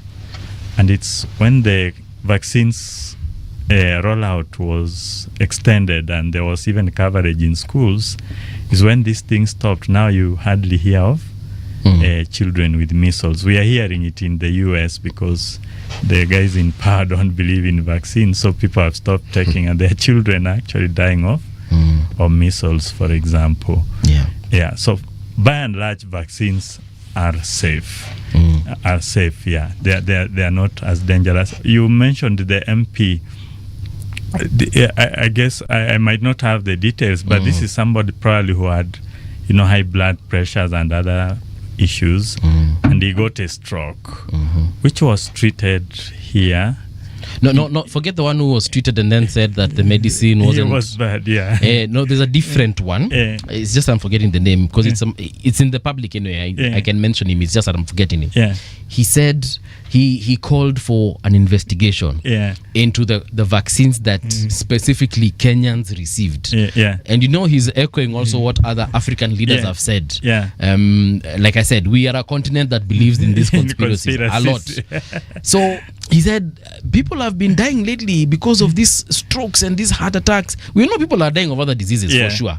But amesema hii has the heart attacks na strokes na other cardiovascular needs zime increase sana. But that's what happens when someone begins to speak almost authoritatively on a subject they have no knowledge of or no training in. A huge blow was dealt to the fight against HIV when their president, a whole president, said that you can sort this thing out by taking a cold shower. Have you ever heard of such nonsense? And remember, South Africans were dying in large numbers of HIV. So until, was it President Bush? Remember when he stood and said, no, we must provide funds for ARVs. That was actually Bush, the junior Bush. Junior Bush. And it changed the trajectory. And people said, even South Africans, their Minister of Health, I remember a lady said these things are bad and people are dying. And today I can tell you there are people who had HIV in the 90s. Yes. Who started on treatment and they have outlived those who didn't have because of those drugs. Okay. Yeah, those days it was a tragedy, you know. Hospitals were full of people who could not get any help. Yeah, so especially our politicians, you know, they should be preaching. They should be responsible. Invest in health, invest in research, and whenever they have queries, they should go to the researchers and give them this, tell them, I've observed this, what do you think? Rather than scaring the public, because they are leaders, people will follow them. Doc, Yeah. the vaccines we receive here in Africa, Yeah. hata niseme Kenya juu mimi ni Mkenya. Yeah. The HPV one, for Yeah. instance, Yeah. is it the same that is being used in Australia, the UK, the US? Exactly. From a company called MSD. Yeah, it's the same thing. It's the same one. It's an American company. It's called Gardasil. Gardasil 4. There are 4 and there's 9. Same one that they give. Yeah. It's not even a generic. It's the same original vaccine. A child in the US will receive. It's exactly the same a child in Kenya will receive. Paul, why do you ask? I'm asking Yeah. because, again, to either confirm or dispel these fears that of these conspiracies of certain medicine or certain vaccines are being sent to Africa to help depopulate by making us what is this thing? Sterile. Sterile. Yeah. Thank you. Yeah. Sterile, and the men are becoming impotent and so on and so forth. So you see, these are things that are being said out there. They're out there, yes. So you see, I'm a father of girls. Yes. And one of them is already at the age of vaccination, and they've received the vaccination. Yes. The other one is on the way. Yes. And I hope that when they get there, they will receive it as well. Yeah. But there's a parent who doesn't have the kind of knowledge I have. True. And they do not have the privilege of sitting with a doctor such as yourself and asking this honest conversation. So I'm asking on their behalf. Yes, so that they can also be in a position of knowledge. So yes, you said the HPV vaccine we receive is the same one globally. Yeah, it's the same one. I know of research that has been done where genes are targeted. Could it be possible? Because we are blacks and then they are Caucasian and other races. Targeted for what, Paul? Genes can be targeted for whatever reason. No, but the one you're speaking of gene therapy, they can be targeted to be suppressed depending on the treatment that is being given. Is it possible that a vaccine can be rolled out worldwide, like the COVID vaccine? We had several, of course. Is it possible that a vaccine can be rolled out worldwide?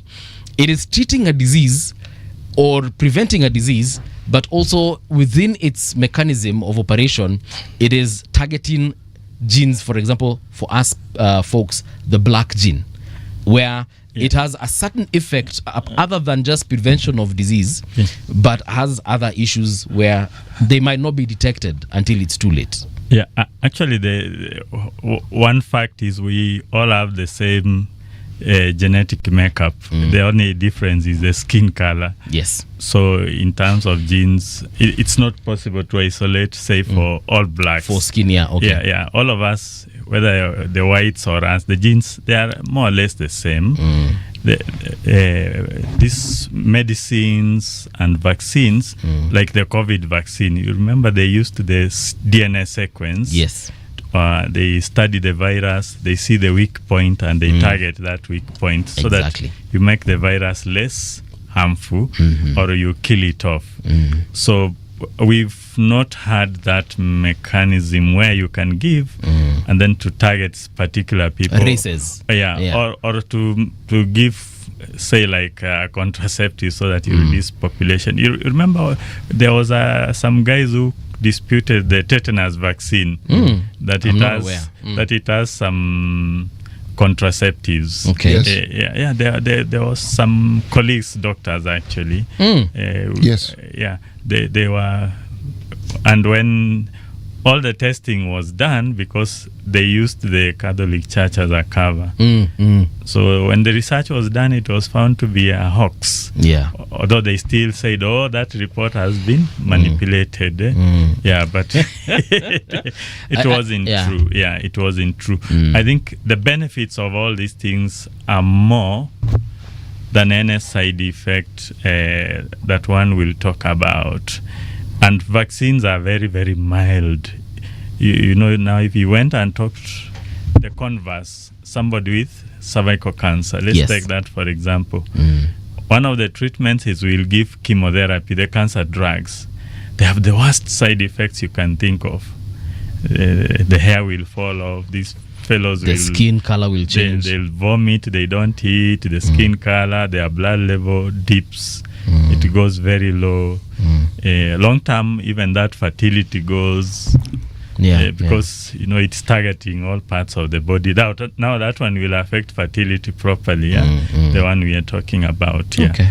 So things like prevention and all those things, the effects are much less. I would wish on somebody to get the vaccine 1,000 times than the disease. Because those who have the disease, we see them every day. The suffering they undergo, it is nothing comparable to this screening test that people get.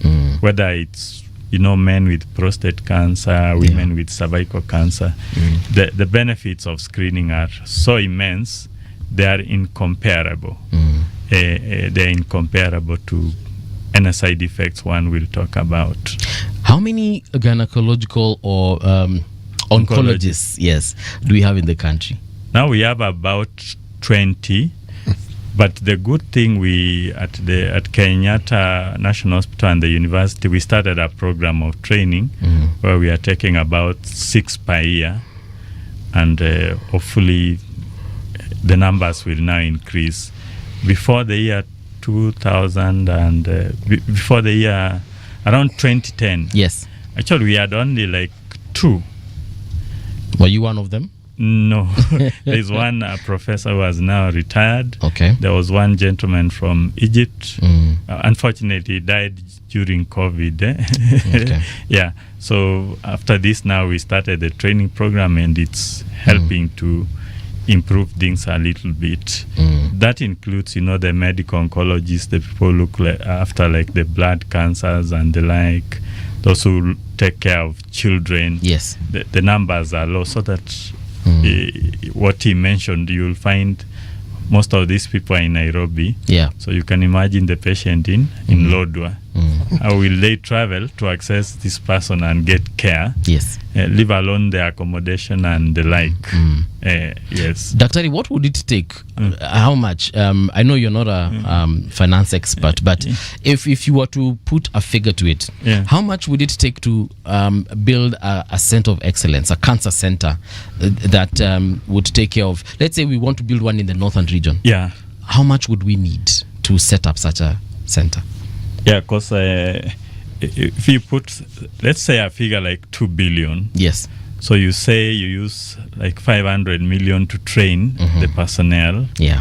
Use another, let's say, 1 billion to buy like the radiotherapy machines and all that.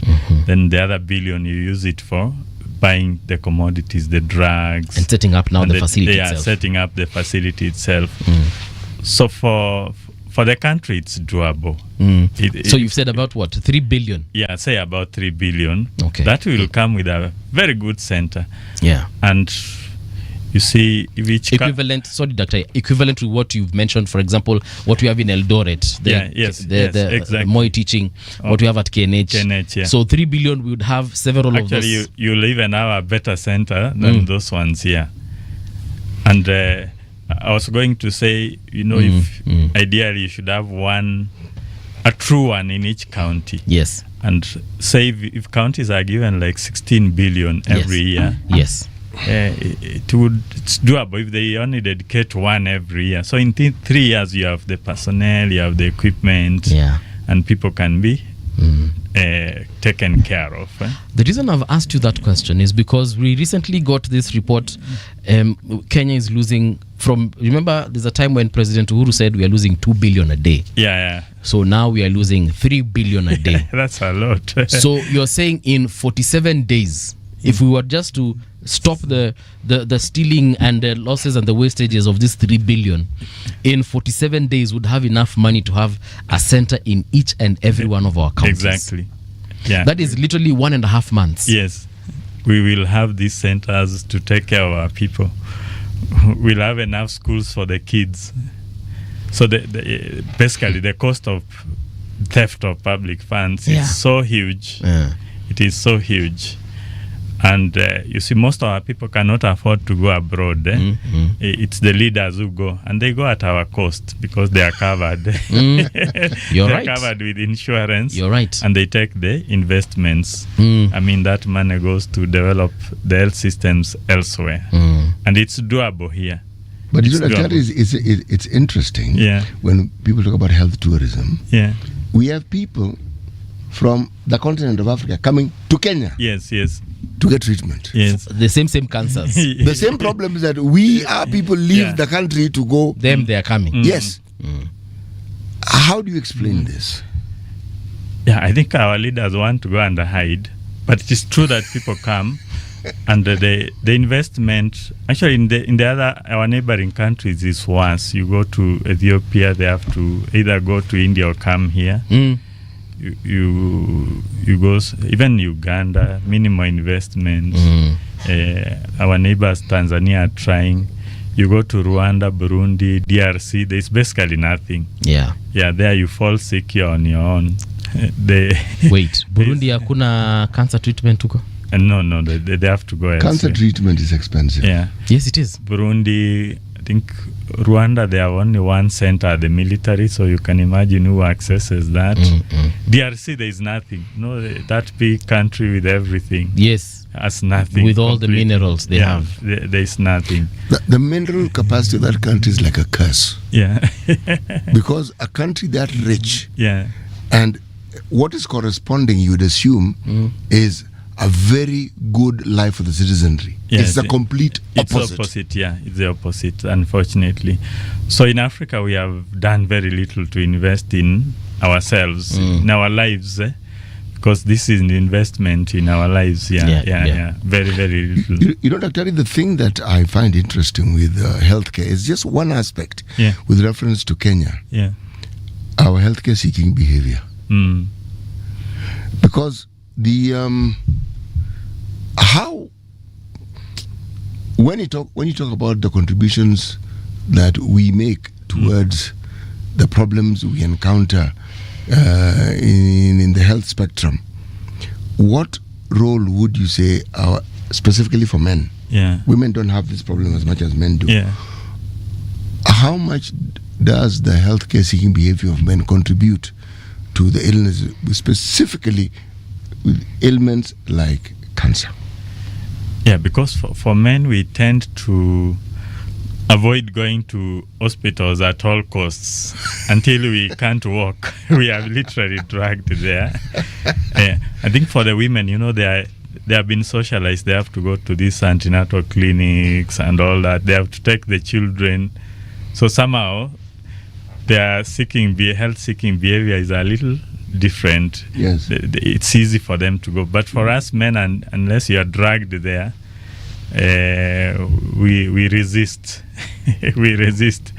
And that actually puts a very big risk on men. And men will come down with hypertension. Diabetes now is a big epidemic. Yeah. By the time it's peaked, people their kidneys are failed as a result of poor control. They're having heart problems. They're having strokes.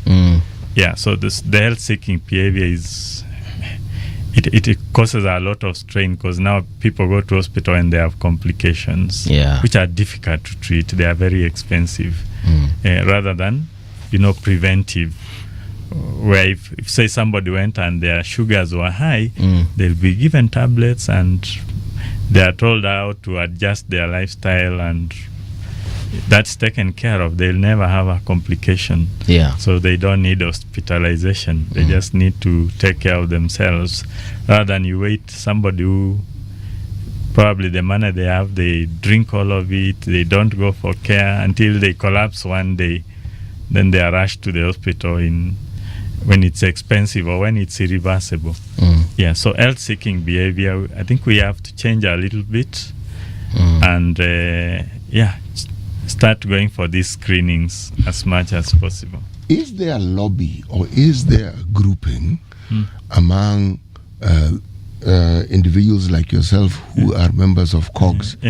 Is there a lobby group that perhaps petitions Parliament or the Committee of Health in Parliament to say, one, legislate, and B, provide the sort of environment that would make it easy for us to actually adopt a preventative and restorative aspect of care as opposed to this curative one which kills us? The curative one is damage control. I think through our associations like the Gynecology Association, the Medical Association, that people have lobbied to have strengthening of this primary care. Primary care meaning it's just basically screening and treating things when it's simple. And I think that's why they came up with those community health workers. They go around checking people whether they are okay, are they taking their dawas and such. And that's where actually more funding is needed. It's cheaper and easier to fund the preventive aspect much as you invest in the curative, but if you invest more in preventive, then you have less problems. So we've been trying that lobbying of upgrade the facilities at the lower level near where wananchi are. In that village, let's have the functional health center. And the good thing now, we have so many trained health workers who can actually be employed to work in these places. We have many medical officers, nurses, some who don't have jobs.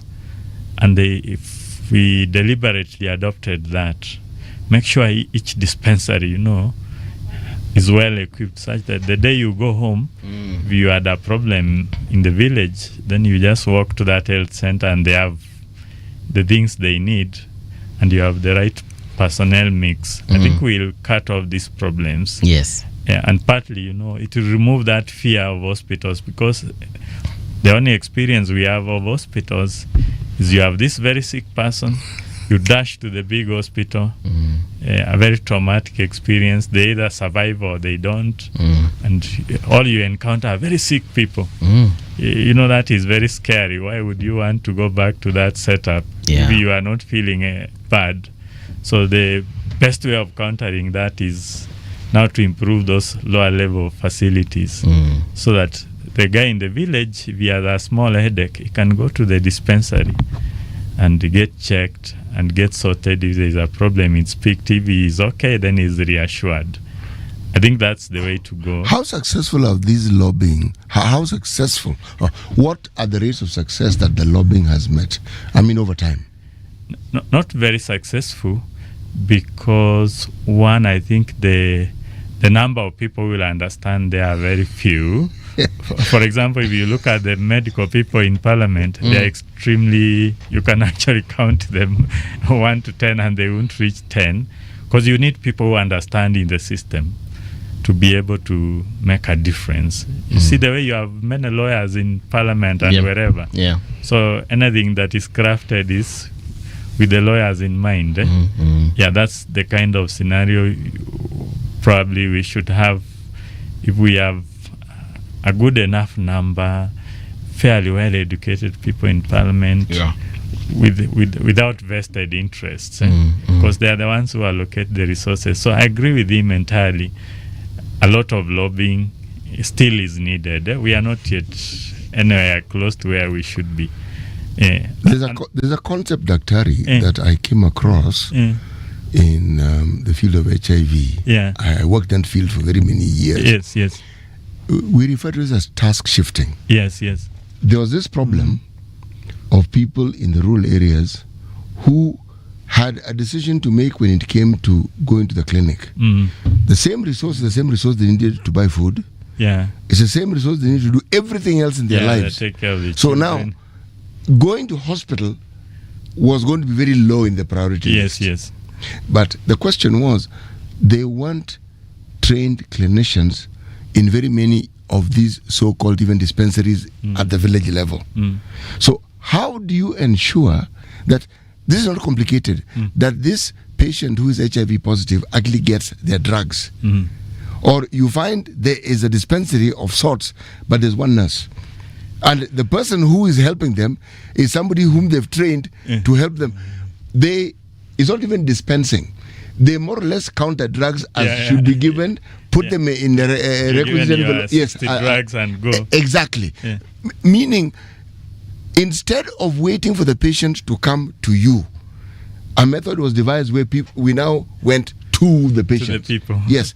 Now, it requires a different way of thinking when it comes to how health services are provided. My question, when we train our clinicians, doctors, clinical officers, nurses, and everybody else, is there anything in the curriculum that enables them to look at situations without compromising the efficacy of the care, to actually understand that perhaps we need to do this thing differently to have the same result that we wanted? Because there are people, they do courses in, it's called public health. Yes. Where now you study the behavior of the communities and the interventions which you can give. Yes. And the only thing they need now is that empowerment that, say, the health authorities and most of this primary care now is in the hands of counties, whether they now will allow that facilitation. But in my view, to make that even better, the thing we have done very well in Kenya in particular is training of health workers. More than any country, we have thousands and thousands of nurses. If you wanted to employ 500 today, they are available. You tell them by 1, be here, we are giving you jobs and you go work, you'll get within the same day, even at the higher level of medical officers. Now we have many universities that are trained, which is a good thing. Because we now need to invest more in that sector. Have where you had one nurse in that health center, why not employ like 5? So there are those who are taking care at night, there are those who are there daytime, there are those now who can walk to the community the way he's saying, and actually give the vaccines at home, like when they go for those campaigns and dispense the drugs, come to your home and say, we know you are diabetic, have you been taking your drugs, are you able to get the proper food that you need, dawa yako kama imeisha, tumeleta nyingine, we restock you. And that is what I think is the famous Cuban model. Yes. Where in Cuba they assign streets. They'll say Kenyatta Avenue, we have allocated this doctor, this nurse. Yeah. And your job is to make sure the guys in that street are taken care of. You visit them, make sure they are taking their drugs, their pressures are okay, their sugars are well taken care of. They actually have food to eat because them with the communist system, they even issue them with those food rations or whatever they call them. Yeah. And that way, there's a cohort of people who know people in a certain village. Fulani kwa ile boma kuna watu wawili wako na sukari, kuna mmoja ako na kansa, kuna mwingine ako na pressure, kuna mtoto alivunjika mguu last week, and you make sure these people are taken care of in their homes. You're not taking them to the hospital, so you only have a means. Ile anakuwa mgonjwa kabisa, ndio mnampeleka sasa hospitali, mnachukua yeye kutoka nyumbani, mnampeleka the relevant hospital, anatibiwa na anarudishwa nyumbani. That will be the perfect model, so that you live on the hospitals, higher hospitals, to deal with complicated cases. But you have enough people to take care of people in the villages wanaenda wanaona kuna mtoto pale akona hajakula vizuri, akona malnutrition. Yeah. You track that kid, provide the supplements, fuatilia yeye vizuri mpaka apone kabisa. You know, if we had that sort of system, it's like a socialist system, so to say, which is very good. And you know, the curative is like the capitalist system, where one is waiting somewhere with a commodity to sell. And that's what we should do.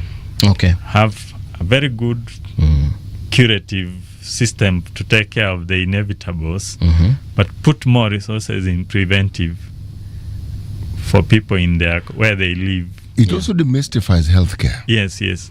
Because the care-seeking behavior that we spoke of earlier, it's how people understand what seeking healthcare is. Yeah. And the same goes for how we understand disease and the medication we need. See, for us to take medicine, we need to feel bad. Yeah. Yes. And the moment we feel better, we stop taking We it. stop. Yes. And you don't need to be checked. You are feeling okay. And you're feeling better You're because Yeah, you don't go for a follow-up. no, you're feeling better. Yeah, you don't go to for a follow-up here. And we'll need it more because we have, you know, our population will age. You'll have more elderly people who need a lot of care. And that's why in the West they have those nursing homes for the elderly, so they are taken care of.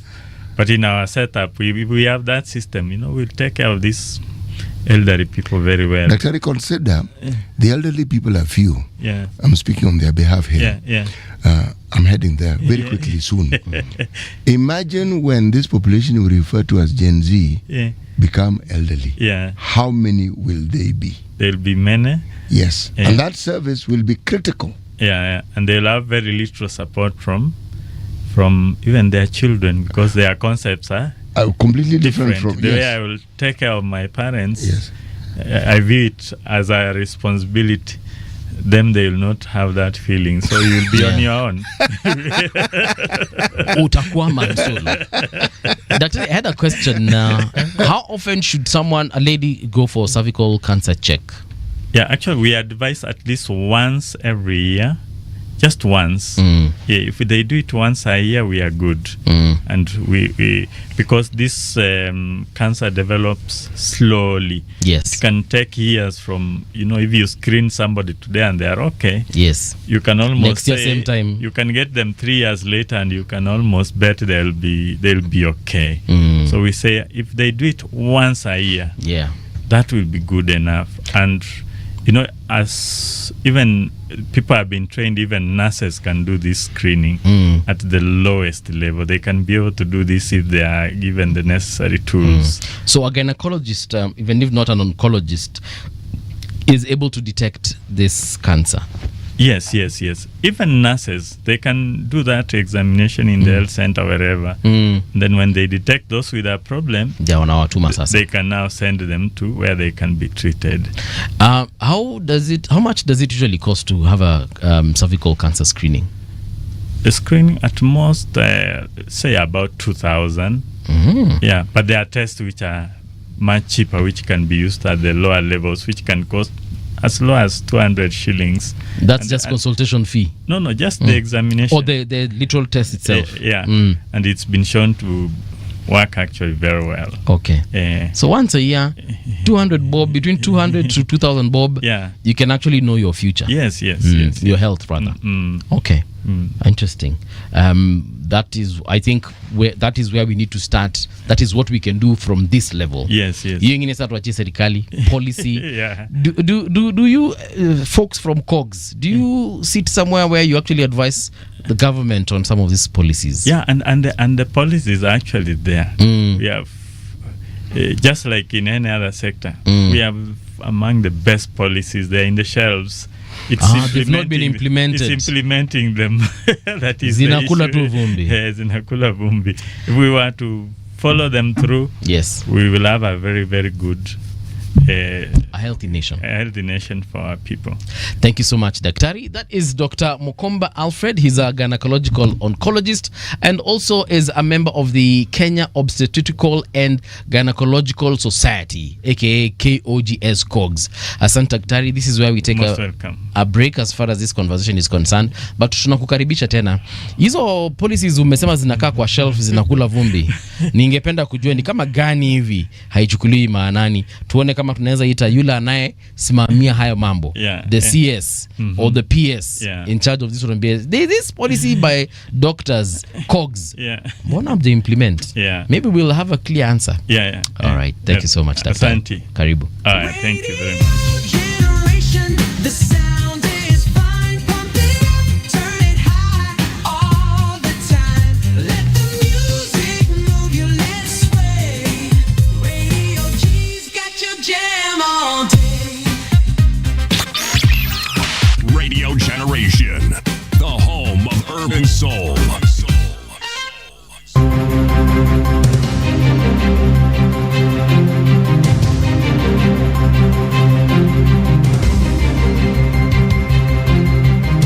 This is the Radio Generation News. Good morning, I'm Winnie Maganga. The government is prepared to safeguard the food security of every person by utilizing all available resources following cases of drought reported in some parts of the country. Deputy President Kithure Kindiki said on Wednesday that the state will issue a comprehensive statement on mitigation and response measures to ensure that no Kenyan sleeps without food. According to the National Drought Management Authority, the drought situation is worsening due to poor performance of the current short rains. Counties including Wajir, Garissa, Kilifi, Kitui, Marsabit, Kwale, Kajiado, Isiolo and Tana River classified as being on the alert phase. Here is DP Kithure Kindiki.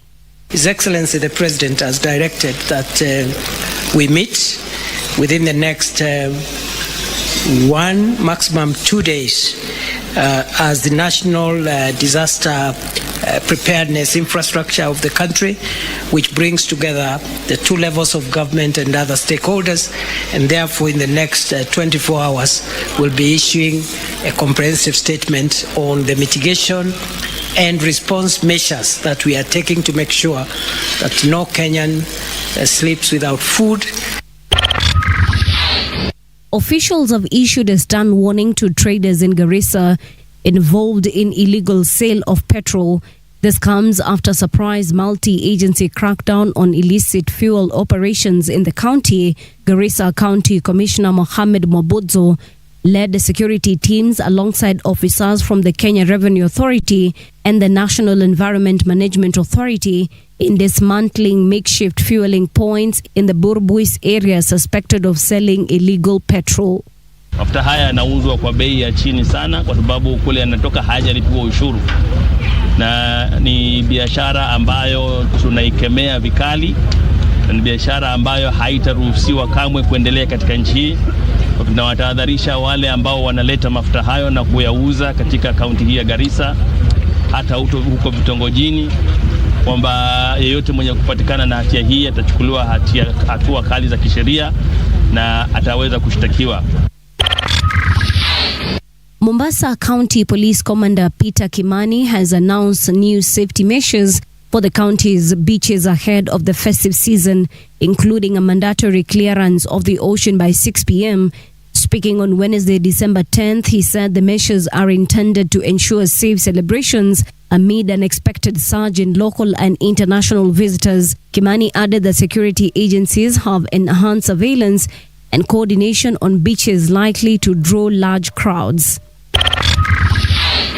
Meanwhile, Nairobi's Central Sub-County Police Commander Philemon Nyakombo has assured residents and traders in the CBD of their safety during and after Christmas festivities.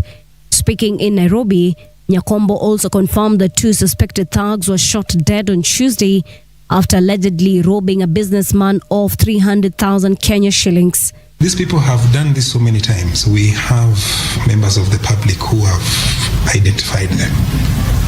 And thankfully to the members of the public, they shared this information with us. And we were able to identify this group. We are still in pursuit of the others. They are not safe yet. And we are sure we are going to get them very soon. Because it has been a persistent problem, we identified officers to task them to look into this. Rebel forces have entered the last government-held city in mineral-rich Eastern Democratic Republic of Congo in an offensive that forced thousands to flee across the border into Burundi. Heavy artillery and gunfire could be heard in Uvira, with the terrified residents describing the situation as chaotic. The escalation in fighting comes despite the peace deal brokered by U.S. President Donald Trump last week between DR Congo's President Felix Tshisekedi and Rwanda's Paul Kagame to end the long-running conflict. And that's the truth on Radio Generation. Good morning. I'm Winnie Maganga.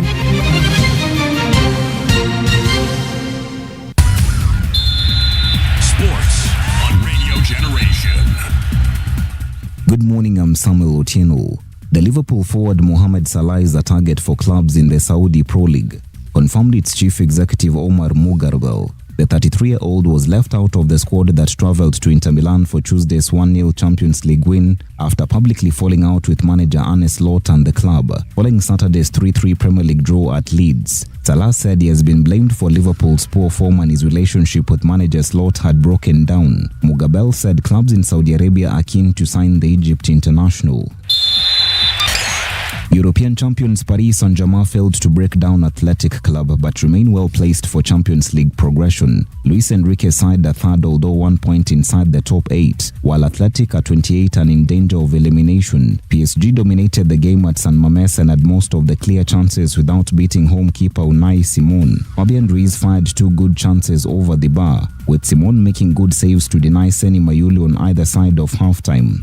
And that's your sport update on Radio Generation. Good morning, I'm Samuel Otieno.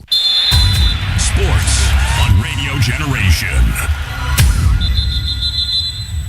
The views and opinions expressed on this program are those of the guests and do not necessarily reflect the views of Radio Generation. Radio Generation assumes no responsibility or liability for the interviewee's views. This is Radio Generation.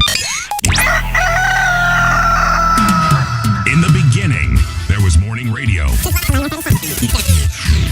But now there is Radio Generation's The People's Breakfast, curious and bold, getting facts from the shadows. That's what it is. Now, as the city wakes and secrets stir, a bright new voice shines. The People's Breakfast, your morning, your voice, your journey. Good morning. Good morning, my neighbor. Welcome to the home of hard truths and bold insights, Radio Generation. Welcome back. This is Radio Generation. My name is Mungala Mbuvi. It is 7 minutes past 8 o'clock. City, good morning once again. How are you doing? Mungala Mbuvi, I'm very well, thank you. Right, I see you're trying to be... introduce na bidii. My name is Mungala Mbuvi. Yeah, lazima nikuwe na energy. Ndio pia msikilizaji pia akuwe na energy. Sababu nisipokuwa na energy nikianza ile za good morning. Ataboeka alafu ataenda. So you're exporting energy? Yes, okay. Yes, yeah. Good for you. I'm hoping to... Yeah. In studio, we do have a couple of guests who are going to help us have a conversation around the mushrooming of political parties and the integrity of our leaders. I'm talking about none other than Dismas Mokua and Kefa Ojijo. Wacha nianze na Dismas. Dismas, good morning and welcome back to Radio Generation. Good morning. Thanks a lot for another opportunity. Uko salama eh? Niko salama kabisa. Yes. I cannot complain. Alafu pia nimpige intro Bwana Kefa Ojijo. He's a lawyer and political analyst. Kefa, good morning. Morning to you. You know, you talked about energy, then I remember the feeling. Yeah. Energy cannot be destroyed. It can only be transferred. Yes. Yeah. You clearly utilize your time in physics class. Clearly. Yeah. All right. So, mushrooming of political parties and the integrity of our leaders. According to you, perhaps, let me start with Kefa. There have been a lot of emergence of political parties lately. For example, we know Sonko is launching one very soon if he's not already launched it. What do you think about this new trajectory? Now we are adding to the family of political parties. we are a democratic society, and that is what allows for democracy. The multipartyism is alive and stay. Even if you want tomorrow, you can just start your own party. The question is not having a party. The question is, what is the impact of the party? Does it really align with the needs of the people? Yeah. Because going forward, I think Kenyans have now become a little bit intelligent. Going forward, party will mean nothing. People have decided to look at what leaders are going to do for them. Yes. They're going to align themselves with leaders that are actually in tandem with their needs. So parties we can have even million number of parties in this country, but if they do not meet the needs of the people, that will be the end of them. We've seen so many parties not even surviving, after one term of the election. So we do not expect that we are going to have so much change, a lot of change, even if we have the new political parties. But we hope that as we form the parties, we align our parties with the need of the Kenyan. Yeah. Yes. I'd probably ask you the same question. Mushrooming parties, and we are probably going to see even much more as we head towards the election. Well, I've been on record as having started by saying some time ago that we don't have political parties in Kenya. All we do is we have special purpose vehicles, and establishing now a political party as a special purpose vehicle has become a very good business. It's got an amazing return on investment, and I would in fact encourage entrepreneurs, Kenyan entrepreneurs, especially the Gen Z rather, who are looking for business opportunities. Yeah, Gen Z, who are looking for business opportunities. Yes. To consider establishing political parties, and as we approach the general elections, majority of the political parties in Kenya will not have free, fair, nor credible party primaries. So a number of people want to run for political office, want to have a guarantee that in fact they're going to run for political office, and not necessarily as independent candidates. You may recall a gentleman called Kalembe Nzile. Kalembe Ndile. My apologies, Kalembe Ndile. The late, yeah. When people have been frustrated by the mainstream political parties, he had a mobile office. He would park the office in the middle of the CBD.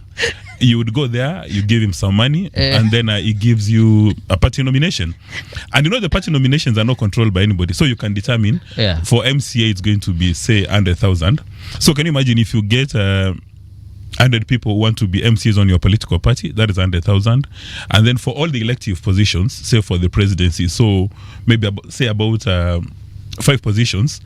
So 2027, you would literally be dancing to the bank, or the bank would be looking for you. Now, in other mature democracies, then you would have political parties which are anchored in some sort of philosophy. And we've said times above number. Today, if you walk to the UK and you come across a conservative, then they stand for something. Or if you come across a member of the Labour, they stand for something. Yeah. But the obtaining situation in Kenya is when you've got a little of financial resources and political capital, you beat everybody in your village into a pulp, and then you tell them, if you don't join this political party, then you're going nowhere. Yeah. So a number of them will join, not because they like your face or they like your philosophy, but simply because they know if you don't join that political party, you're going nowhere. And using live examples, that is what Mr. Rigathi Gachagua is doing with DCP. Yes. Before the by-election, he had told people, if you're not within a DCP, hakuna mahali penye unaenda. And I think the by-election, especially in Mbeere North, has injured that impression that he had created. Yeah. Now, in the past, before his exit... What impression exactly had he created? From the time he was impeached, he has gone through, I wouldn't say the entire of Kenya, but the entire of Mount Kenya, and saying that he's got about 7 million votes on his... He has 7 million votes, or there are 7 million votes that are, or there are 7 million registered voters. He has them. I mean, Mount Kenya is said to have 7 million votes, the individuals from Mount Kenya, but he said he has 7 million votes in his back pocket. 7 million votes belong to him. Yeah, they belong to him. I see. And he was going to slice and share as he deems fit. Yeah. But now it appears from the by-election that probably he has maybe less than 50%, if you have to do stretch mathematics, but that one has injured him. And I mean, like the gentleman who created the new political party, I understand it's called Mbuvi. Yes. Just like yourself. Right. So it's going to cause a bit of trouble because, as we said last time, is probably the most pragmatic politician in Kenya. If he decides to run for governor, say in Mombasa, the probability does exist that he'll win on his own party ticket, and then he'll have majority within that assembly. I mean, majority MCS. And at some stage, we'll need to ask ourselves whether that actually works for democracy, given the fact that Mr. Sonko today, without a political office, is a very powerful man. Very powerful, indeed. He's a very powerful man. So can you imagine if he becomes a governor and he controls a county assembly, members of his political party? Now, those are the kind of powerful personalities that you have in Kenya who come up with political parties. And the last time I checked, we have about 100 political parties in Kenya. Do you think if Mike Sonko were to vie for president, he would have a good chance at becoming president? He would give the presidential candidate a good run. Because I've witnessed him making trips across the nation. He goes to Kisumu, he creates a stampede, he goes to Kisii, Mombasa. I mean, can you imagine somebody who served as governor for Nairobi? He wakes up one day in the morning, he says, I want to be governor for Mombasa. And he's got a fair chance at winning. Yeah, he's got a fair chance at winning. He's got a very unique brand of politics that creates emotional connection with voters. I have a question for the lawyer in the house. Wakili, maybe you can let me know, or let us know rather. There's this whole issue of once impeached, always impeached. We had it, of course, with the CJ, Honorable Martha Koome. Does that still hold ground going forward into 2027? Because we are seeing a lot of folks who have been impeached. Okay, not a lot, but a couple of them who've been impeached. For example, DCP leader Rigathi Gachagua, YT2. We also have now Mike Sonko, because he's not starting a political party just for the sake of it. He obviously wants, there's a reason why he won't start a particular party. And chances are he either wants to be governor or even president of the Republic of Kenya. Can he actually, that once impeached, always impeached, does it hold water? You see, that was a deliberate amendment in the Leadership and Integrity Act to ensure that there is a mechanism to enforce Article 10 of the Constitution. And the idea was that there must be a tool that instills discipline in leadership. Yeah. And so the idea was that now if we go beyond the level that now you meet the threshold of impeachment, you know, that one you've passed through the county assembly, you've again passed through the Senate, and you've been found to be unfit to hold that office, then therefore it means you're not qualified again now to hold that office in the next election, general election. But does that mean it is the end of the fate of political leaders? No. It does not mean so. We've seen a lot of political leaders metamorphosize and come back in a different area, in a different field, in a different position, and still run for the office. The idea was for that particular office, because if you look at even for Rigathi Gachagua, for instance, what the Constitution says, Article 148 and also the Leadership Integrity Act, then now bars him to run for that position. He was running now as the presidency then. You see, his impeachment now bars him now to hold that office of the president now in the next general election. But you see him... Is there an expiry date for this period within which he cannot participate in any electoral process? The Supreme Court has given an explanation on that, saying that you cannot therefore vie for the next term. That is the exception. But you see, there has been a different interpretation now, saying that if you had the, I don't know which committee of parliament was this, chaired by Otieno Amolo, when they were debating, and they're saying, no, this now should stop you from running for that position for entirety. But the Supreme Court have only said that therefore bars you from running on that office on the next election. You see? But for instance, can Rigathi Gachagua run for MCA? He can, because that is now those are the question.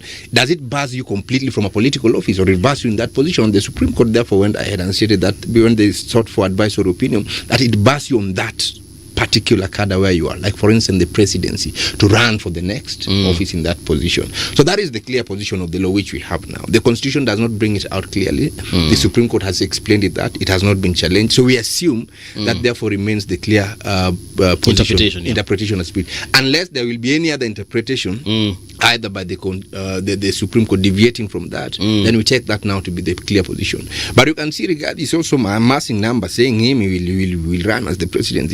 He may just do that as a political, whipping machine, as a political, show of might to ensure he galvanizes the numbers. But when it comes now to running, probably will endorse somebody else to handle, to be the flag bearer of the election. So how does that? Okay, so but can he run for governor? That is now. He should. Yeah. He should. But only wants to run for governor. No. It's just a question. Yes. Because I just want to understand. Yeah, how this plays out. Yeah. He should then run for any other office other than the specific office he was holding, because now that is position of the law as we speak now. So even Mike Sonko now, if he was to go and run for MP, he should run for MP, member of parliament. Yeah.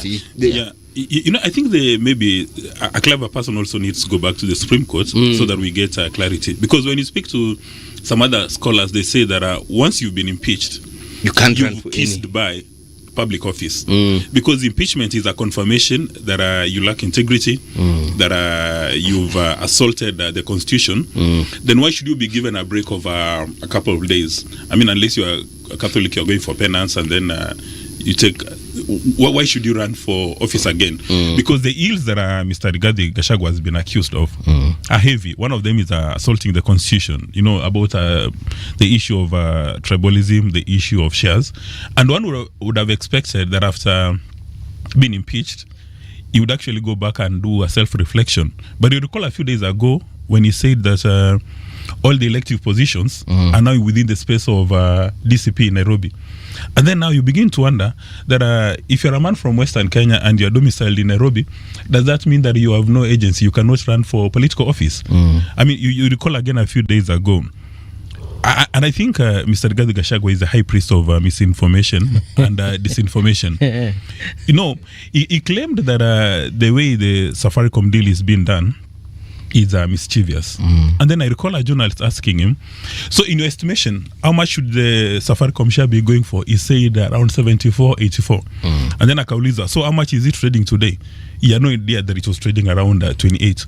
So I'm wondering, when you make a public pronouncement and say the share should be going for 74 or 84 or even 94, then you don't understand that there's a security market in Kenya where the Safaricom share, the price is influenced by demand and supply. You have buyers and sellers who have settled for 28 shillings. Yeah. And then an existing shareholder says that we can do a deal. I can buy it for 34. So where have you done this valuation outside what the market is talking about to come and talk about this price? And initially you spoke about this issue of integrity, which defines that politicians need to be honest and align with moral principles. And he has come out to display lack of honesty. I mean, like yesterday, he indicated that top politicians from Western Kenya have established a company to take care of all the gold around in Kolomani. Yeah. Akaulizwa, so what is the value of the gold? He jumped at the top of Mount Kenya and he said 6 trillion Kenyan shillings.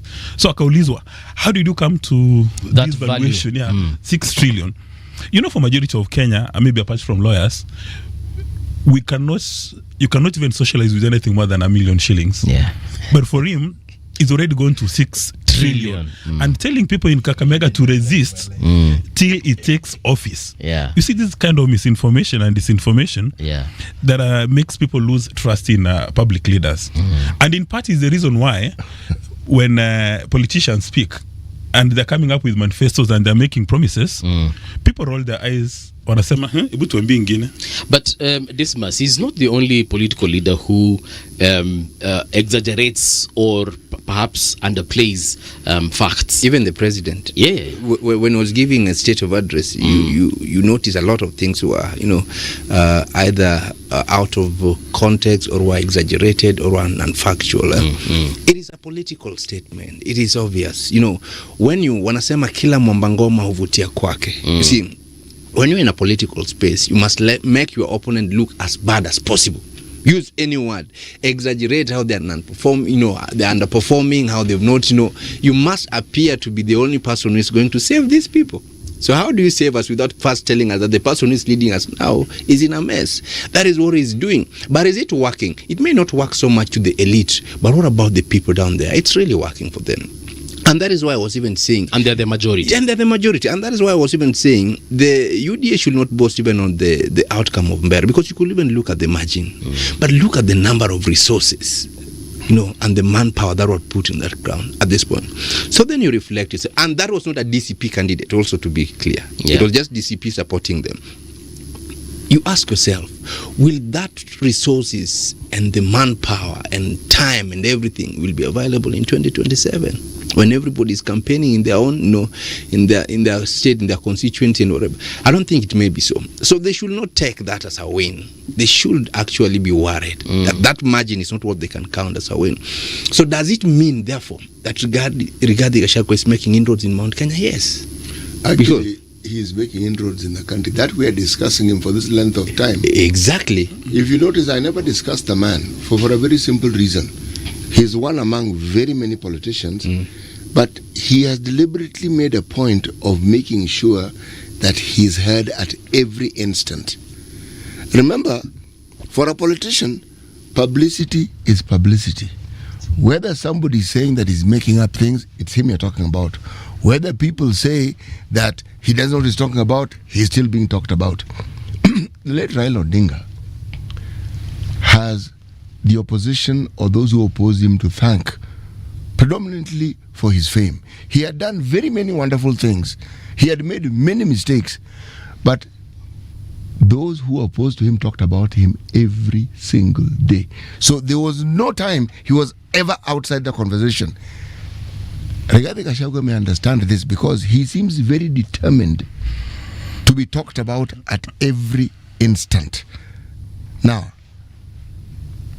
whether it is that what he's saying makes sense or not, I personally don't really care. Why I don't care is this. It is not the only conversation, just like the election in Mbeere and Malava were not the only elections in the country.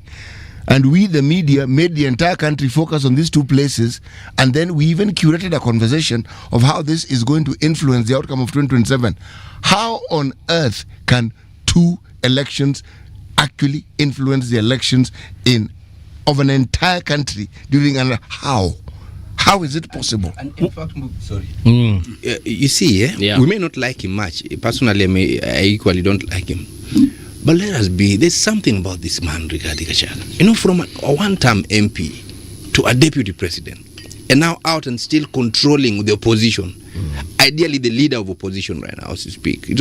We cannot say he's no man in politics. We cannot say he's a non-issue in politics. He means something. And even the president knows, you see, and that is why president knows that with the fall of Rigathi Gachagua, he's losing Mount Kenya. He needs to hold on in a new, find a new ally. Wait, who's losing Mount Kenya? The president knows. Okay. With the fall of Rigathi Gachagua. But Wakili, there's one thing for people to appear to support you. There's another for you to declare yourself the leader. And there's quite another for the people to determine that you are their leader. Matiang'i has not stood on any rostrum to tell people he's the leader of the Abagusi. But the people have decided, they are talking about it. It's not him. At no point did Raila Odinga stand up and say that he is the leader of the Luo. At no time did he. We just declared. It was declared. Rigathi Gachagua declares himself every day. But the narrative is working. You see, the narrative is working. Let me just buttress. My point is this. We do not know whether it is working or not for a simple reason. A lot of the support was sympathy. The impeachment did not forebode well with many people who would have been his supporters. They felt, no, surely, Ujama. Whether what you see will translate into votes is a completely different matter, because there are other people in that same region who also think they can do exactly what this other gentleman keeps talking about every single day. City, I'm itching to say something. Yeah. And I say this as a student of communications. There is visibility, and that is what Rigathi Gachagua has managed to achieve. So everybody knows him. But outside visibility, you must engage in strategic communications where there is a messaging call for action. You would be very visible, and we've had a number of Kenyans who are very visible, without naming names because I could be sued, but they're very visible. But when they present themselves to the electorate, they get shocked. I mean, you would remember PLO Lumumba, high visibility in Kenya, he presented himself for an election and he was very shocked. People may know you are intellectual infrastructure, maybe others are comedians, but if you don't have strategic communication and a strategic narrative, then there's no call to action. Now, Rigathi Gachagua declared himself the Mount Kenya kingpin, and he made everybody believe that in fact he's the kingpin. But how do you demonstrate that in an electoral process? Yeah. You look at the scoreboard after an election or a by-election.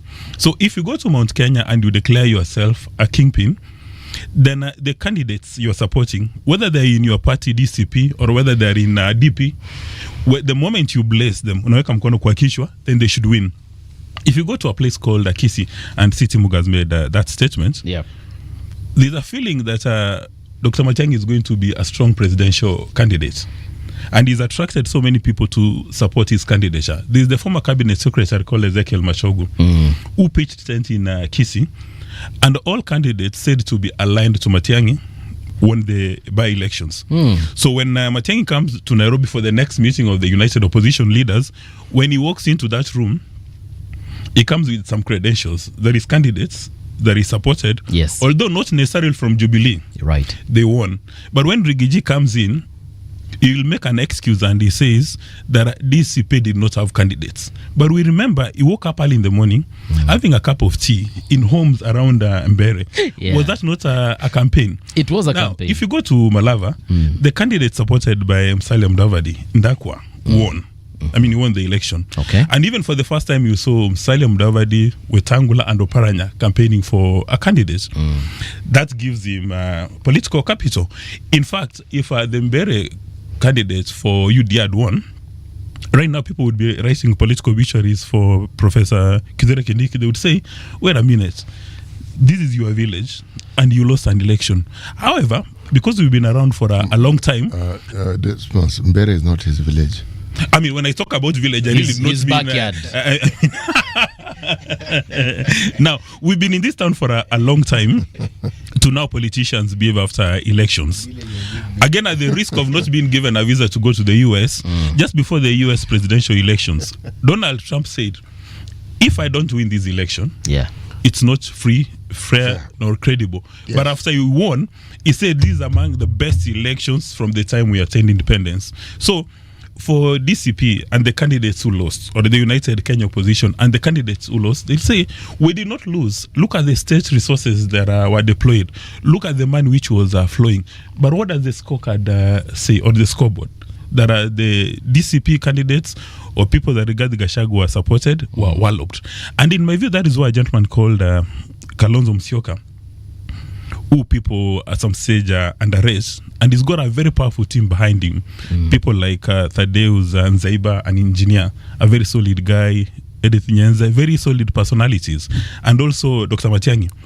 They need to get a strategy as soon as this morning to cut loose and isolate Rigathi Gachagua. Because with this brand of politics, there are people who like Rigathi Gachagua, and there are people who don't like Rigathi Gachagua.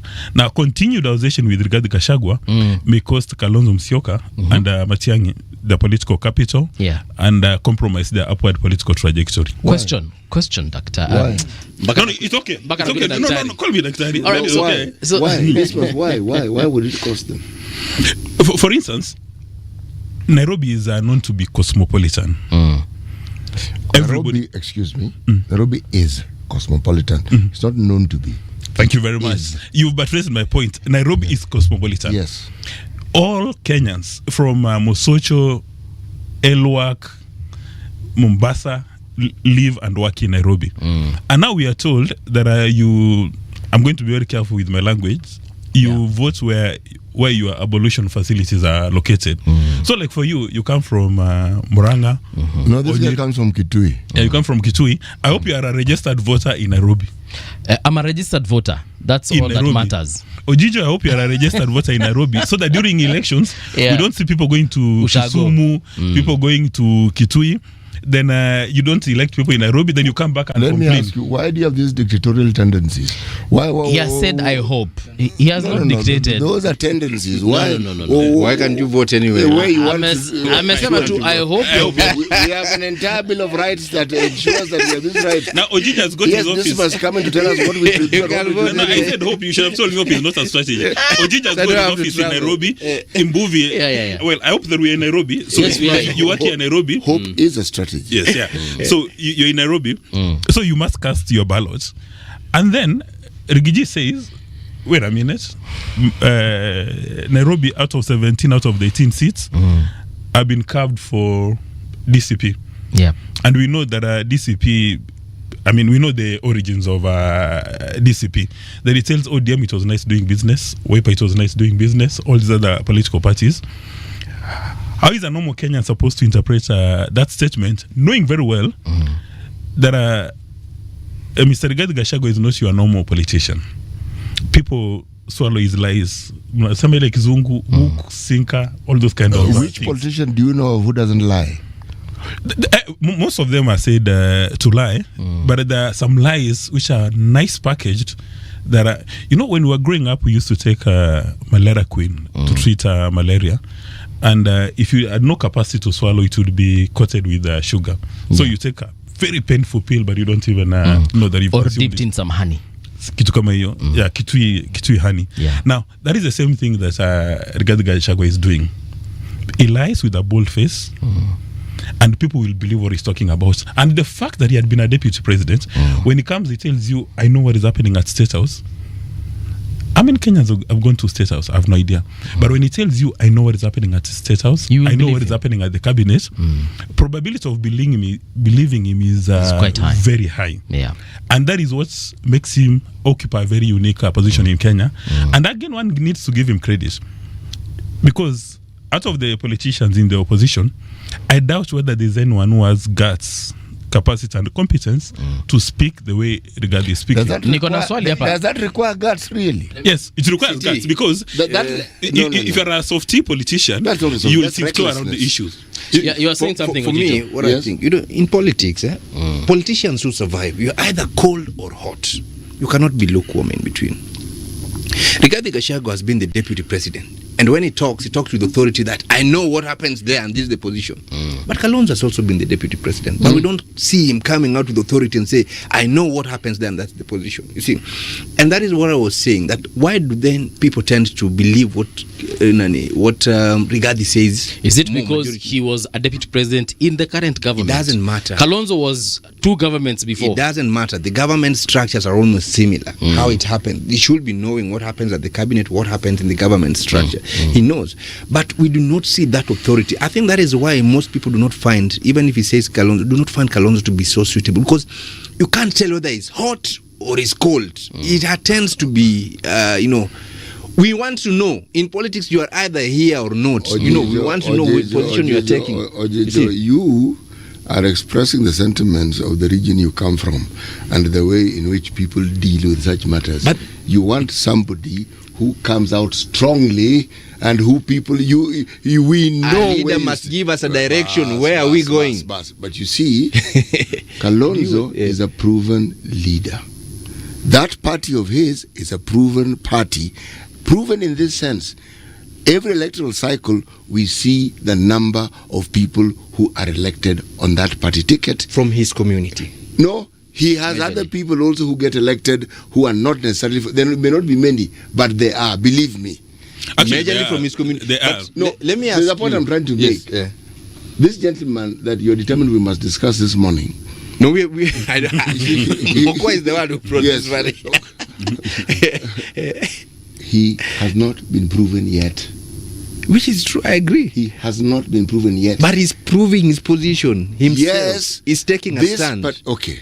He got an MC elected in Kariobangi. He had another MC in Narok. Okay, well, they're boasting about it. You see how they're blowing it. The point I'm trying to make is this. The fact that Kalonzo is not noisy does not make him less effective. In fact, what I am saying is this. The power of a politician has very little to do with what he says and the theatrics and the drama is involved in. When people, and it's not what he says that make people follow him, not necessarily. People decide they are going to follow that person. Thereafter, the things the person says, people follow. CT, I disagree. We must accept. I want you to disagree with me and say, CT, I disagree with you. I want to give you facts. And then tell me why you disagree with me. Yes. We must accept the change in the politics and also the generation we're leading right now. Why do you think most people now align to Babu Owino? Or maybe even Sifuna Owino? These most people are whom exactly? The majority. And the majority are the young people. I'm going to ask you a simple question here. Yes. Again, Babu Owino, Gachagua, in terms of what is in the public domain as some grand popularity, they're on the same page. Yes. But you see, not politics about proven perception. Yet. Babu is a very popular politician in his constituency. Yes. He's a very popular politician among young people. When I say proven, he is proven as being an effective, over time, a very effective member of parliament. Babu is a very effective member of parliament. Yes. Beyond that, there is nothing that has been proven. Now, beyond that, there is nothing that has been proven. You are talking as an elite, which is acceptable. But I want you to understand that politics is about perception. Since you're a member of the elite, so that we get the facts clear. Ojijo is allowed to express his opinion. And he should be prepared. See, that's the most learned from the constituency. Actually, from the when I start expressing my opinion of him. But carry on. Yes. So yeah, City is an elite. He's an elite. One of the, so the elites will argue that way. We may observe so many things, you can weigh them, you can say no, we don't subscribe to this. Elites have the seventh sense to determine so many things. But the majority do not fall in that cadre. You see, and what they rely on is perception. Politics are won on perception. You see, the more popular you become, the more you send a signal to people, you are the man, you are the person of the people. People incline, people buy that. And with the time they become aligned to you. Why do you think even if you don't like a song and it keeps playing on a radio over and over, you start liking it? You just start liking that song and now it becomes your favorite because it has been sold to you over and over and made you to believe this is a good song and you have to listen to it. That is how politics work. That is the human psychology. And we cannot therefore assume that because Rigathi Gachagua is taking a stand and selling him, himself to be this man, to be the guy, he's not making any impact. He is making an impact. Yeah. He is making an impact. And that is why I'm telling you, if you were to conduct an opinion poll right now today and probably ask who is the leader of opposition as you speak, I am certain he will probably be in the top of that list. Yeah. Where we have Kalonzo, we have Matiang'i and the rest, you see, because he has sold himself like that. And the majority who are in the lower cadre has accepted that. Those are the people who are going to vote. At least do not even vote. Yeah. They boycott voting. They are busy. CT will be traveling to Europe on that day when we are voting here. Then what will happen? No. But these people will go there and vote. So that is the perception that I want us to also have. That even as he does that, we should not just belittle what he's doing. We don't like him. Yes, we think he cannot lead. We think he do not even have the the decorum of being in that position. But he's making a statement. Yeah. And if the president knows that if he doesn't plan himself well, he's already lost a big ally, which is the mountain. He knows. Yeah. If he does not make good friends now with new allies properly and put things in order, he can equally be shocked. There's something Dismas has said a few sentences back where he said that now it's the time for akina Kalonzo na marafiki wake waanze kujitenga na Rigathi. So if assuming they do that, assuming Rigathi finds himself not among the united opposition, what are his options? Because from where I see it, his next best option is actually joining President Ruto. And perhaps by rejoining President Ruto, he takes the mountain with him. I like predicting. I'm one person who keeps predicting. And I think Kalonzo will not survive with Rigathi to the end. I think Kalonzo will be more inclined to join President Ruto in the near future. That I can This tell. is before the general election. Before the general, you have seen even how we've been trying to woo him. The political parties, ODM here, UDA saying, "Oh, you're one of us. I'm here to stay. Nimekuja huku kuambia nini, mimi niko hapa." They're trying to woo Kalonzo. And I am certain. Yeah. Kalonzo most of the time have used Uhuru Kenyatta as his true north. If you look at his political stand, even when he decided to leave ODM. We saw when Uhuru Kenyatta reached out, he came back and accepted Raila and Martha Karua to be there. So he's always been aligned. So we do not know how this is going to play, but I'm certain in my mind, this is my opinion, that most likely these people may cross over to William Ruto. Then it means Kalonzo and the team, Kalonzo and his allies, and Matiang'i and yes, Kalonzo, Matiang'i, and maybe the likes of Kijana Wamalwa and the rest. Eugene Wamalwa. Then that now is going to leave Rigathi Gachagua on his own. I hardly do I think Rigathi is going to reconnect with Ruto on this election. Yeah, hardly do I think that. I'm surprised that here we are discussing one particular politician who seems to have declared himself. He has declared himself the leader of a certain region. And yet, there is someone running for president who didn't actually choose himself as the leader, but has been touted by people, his supporters, as the person they support. Maraga. The one person who is actually vying for the presidency is out in the public domain. He's talking of crowdfunding. He comes out, when you listen to him, as just about the most sincere person you've actually ever heard. He is. You actually marvel that you listen to him and you start wondering, why is this conversation different from the ones I hear? Because he seems to speak from his heart, and he's just talking about things he knows, and the things he doesn't know, he talks about things he doesn't know. There's no hyping, in fact, there's hardly any politics in the way the man talks. Let me give you a scenario. You lovers of drama and loud noises from politicians, that's the two of you. The razzmatazz. Yes.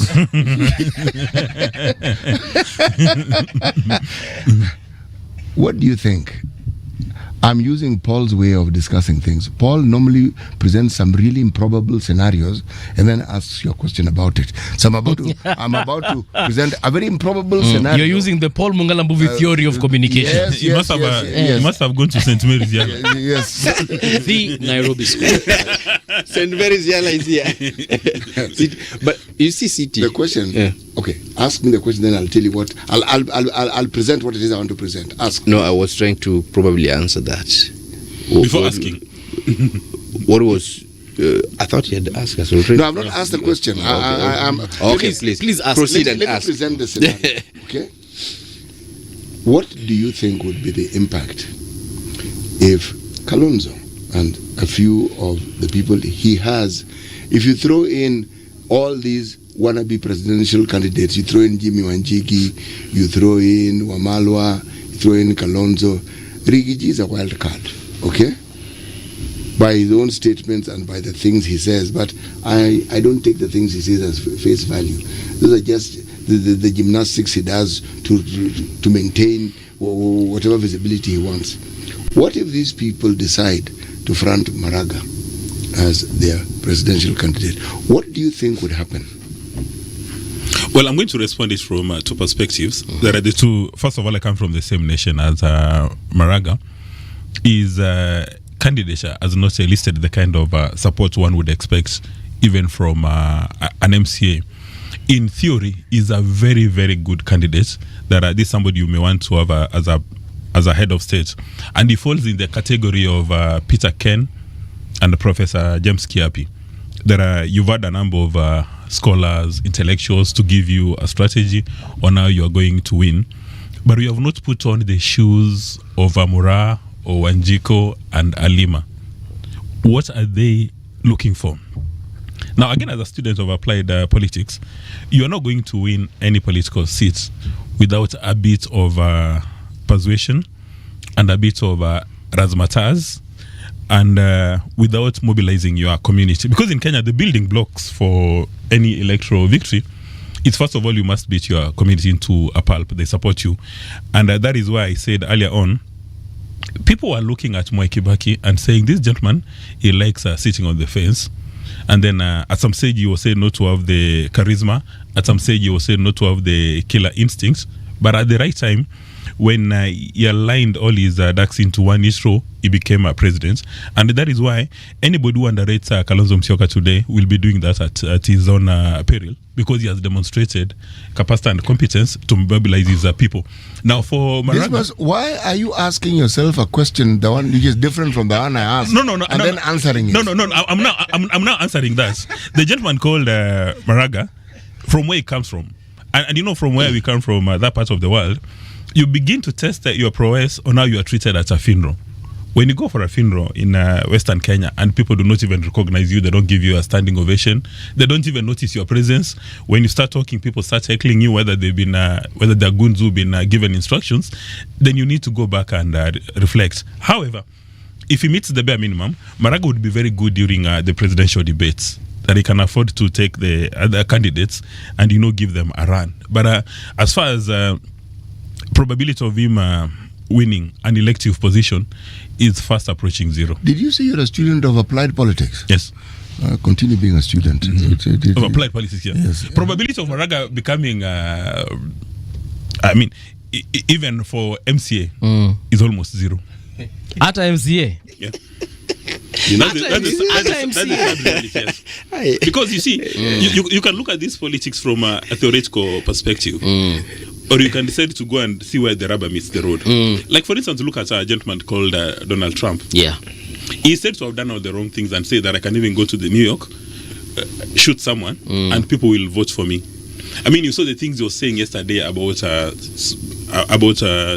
people who live in Minnesota, yeah, and people are just cheering him. Now, he's been head of state for almost a year, but wherever anything goes wrong, it goes back to Biden. He does not take responsibility, he does not take liability for anything, but he's there and everybody seems to like him. Now, he came up with the tariffs. It's not everybody. Sure. Well, he came up with the tariffs, which has compromised the cost of goods and services. But nobody blames him, because tariffs essentially is increased tax on consumer goods. But nobody blames him. They say this gentleman is as clean or as white as snow. It's his supporters who don't blame him. The Republicans. There is a whole group, a whole lot of Americans who oppose him at every move, and they question everything he does. So you cannot say everybody. It's his supporters. You even saw what Democrats did at the Senate. Actually, I meant his supporters. Now, even then, not all of them. Yeah. But now, majority again of his supporters, knowing the errors of omission or commission, all the things that Trump is doing which are unacceptable, but none has got the guts to speak up because of the levels of political capital. Because they fear that if you speak up, okay, a few congressmen and a few senators have spoken up, but the majority, especially the ones who are going to have an election, they fear that if they speak up, things will going go to be in south trouble. for them. Yeah. There's a lady called Green, when she spoke her mind about this issue, all of a sudden she was told, "Are you interested in office again?" Then she said, no, I'm not going to run. Yeah, she actually resigned. Yes. If I try to answer your question, maybe just to pick from where it's left, if you study the Democrats and the Republican pattern of voting in the United States, you'll realize that for them electing Trump, actually Trump was not even a choice in this election. It is just because Biden had failed to meet the expectations of the Americans. And you realize that is what actually favored Trump to come in. And by the time they were letting Kamala Harris to come in, it was already late, because Trump has already tainted the non-performance of Joe Biden, and they could not redeem it. And you see, Americans also are people who are factual. They could see that Joe Biden has not lived to the expectation which they expected him to do. That's why probably you could see how Trump, rose to that position.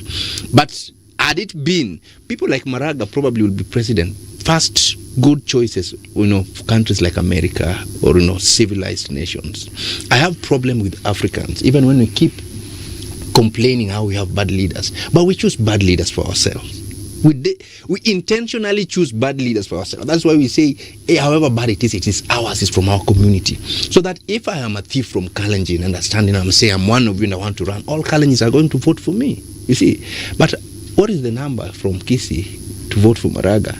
But you see, even Mokwa is here and saying he cannot even win an MCA in their own constituency where he comes from. Let me tell you, Maraga. Opinion. That is his opinion, yes. It's not based on facts. Exactly. When he talks about coming for a funeral, people cheer. People don't cheer because you're popular. Exactly. Not in that sense. People cheer you because you represent something that they actually like.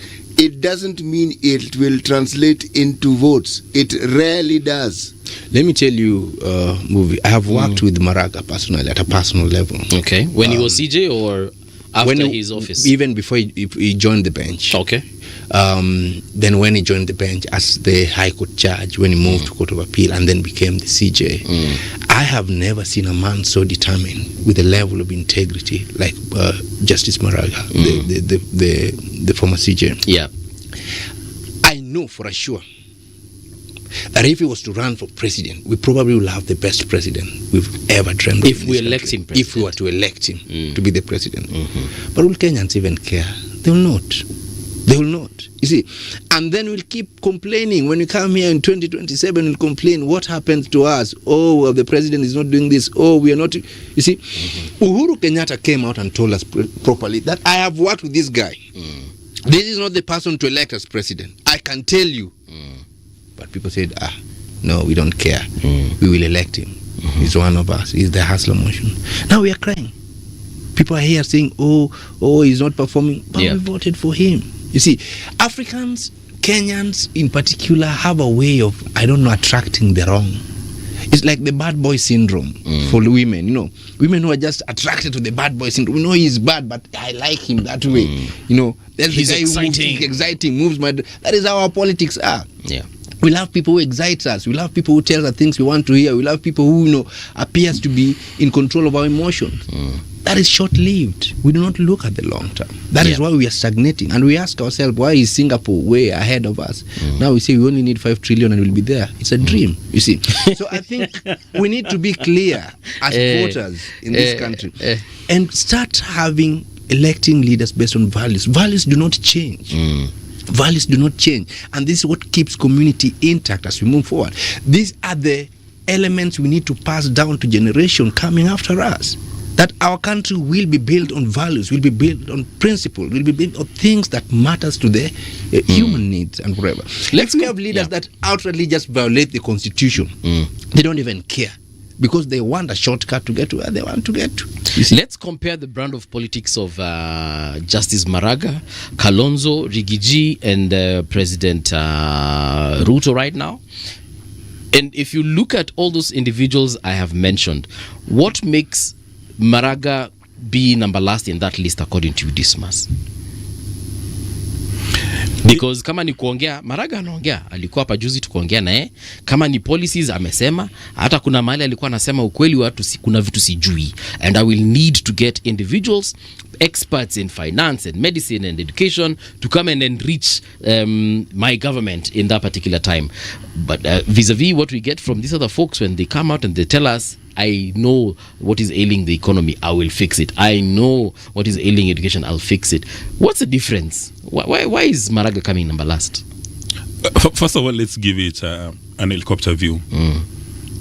Practically every person who lives in Kenya knows Kenya's problems, and they will offer solutions, even without the benefit of a manifesto. Like, for instance, if there is a pothole kwa barabara hapa chini, you don't need to consult an engineer to know that you need to fix. So everybody knows every Kenyan knows the problems, and every Kenyan knows the solution. What will differentiate people is capacity to execute. And among the United Opposition fella you've mentioned, when Dr. Matiang'i was CS, when he was a CS, he demonstrated that capacity for execution, that he can actually do, he can deliver. That is what. Didn't Maraga do something similar? Maraga, didn't he demonstrate as CJ that he could deliver? Well, again, you're opening a Pandora's box, because he says the fact that he was part of a bench which sent home presidential candidates that annulled a presidential election, he says that is a sufficient proposition. But Kenyans wanasema tunataka kuona, in Tanzania walikuwa wanasema mchapakazi, somebody who can do it. And when Matiang'i stands up, he says, when I was in education, this is what I did. When I was in ICT, this is what I did. And when I was in interior, this is what I did. So he's got a track record. If you look at and that track record must be complete with all the things they did regarding the law and disregarding it. Yeah, everything. Yes. No, I'm just saying that there's a record. So it can't be that. And some of the problems we have in education can still be traced back to the time he was in education. Yeah, but he can say that he's got a record. Then now the second level is to debate the record. And that record that we speak of, we often speak of records as though he did something wonderful. That was his job. Yeah, but he did it. You know that people are given jobs and they don't do it. Precisely. Now when you look at William Samoei Ruto, when he joined the cabinet, when he was in education, when he was in agriculture, in fact, all the dockets he held, one would see there was a movement. And the common, when you look at the common denominator between, say, Matiang'i and the rest of these other candidates is what you see from people who work in the provincial administration, like Mishuki or even Natembea, that when they're given assignments, they actually know how to move forward. Yeah. Now, there's also the issue of messaging. If you come to town and you say, the only reason I want to run for president is because I respect the rule of law and order, and then I was the chairman of a bench that annulled a presidential election, people will say, what else? Now, if you look at these cabinet secretaries and you look at their track record, there are some things which come out. Kalonzo is known as a diplomat. You know, he was in South Sudan, he's participated in all these other things. But more important, outside what is done as a diplomat, foreign affairs, education, I recall I was in transport, he's been able to align his community. That is the beginning of winning an election in Kenya. Okay. If you do not align members of your community, you know, during the last election, anybody who went against Kalonzo Musyoka had a bit of a challenge. It's not just the last election. Even the election before that. He had a challenge. Now, when you look at somebody like, say, Musalia Mudavadi, you look at what he did when he was at the Ministry of Finance, when he was in agriculture, when he was in ICT, there is a track record, things that touch people's lives. Now, if you don't come up with a strategic narrative, as a politician, whether you're running for MCA, any position, you must have a strategic narrative, and then you must have strategic communication. This must just hold on that point. I want us to get into the news.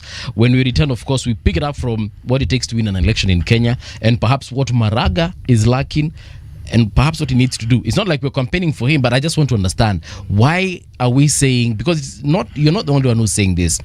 A lot of people have spoken to us saying, Maraga is an ideal presidential candidate, lakini ikifika kwa kushinda hapo kidogo ni shida.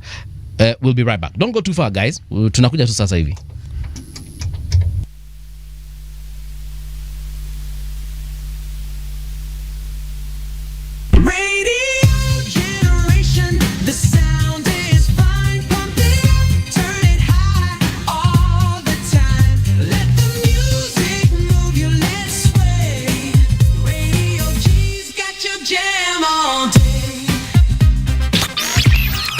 Radio Generation, the home of urban soul.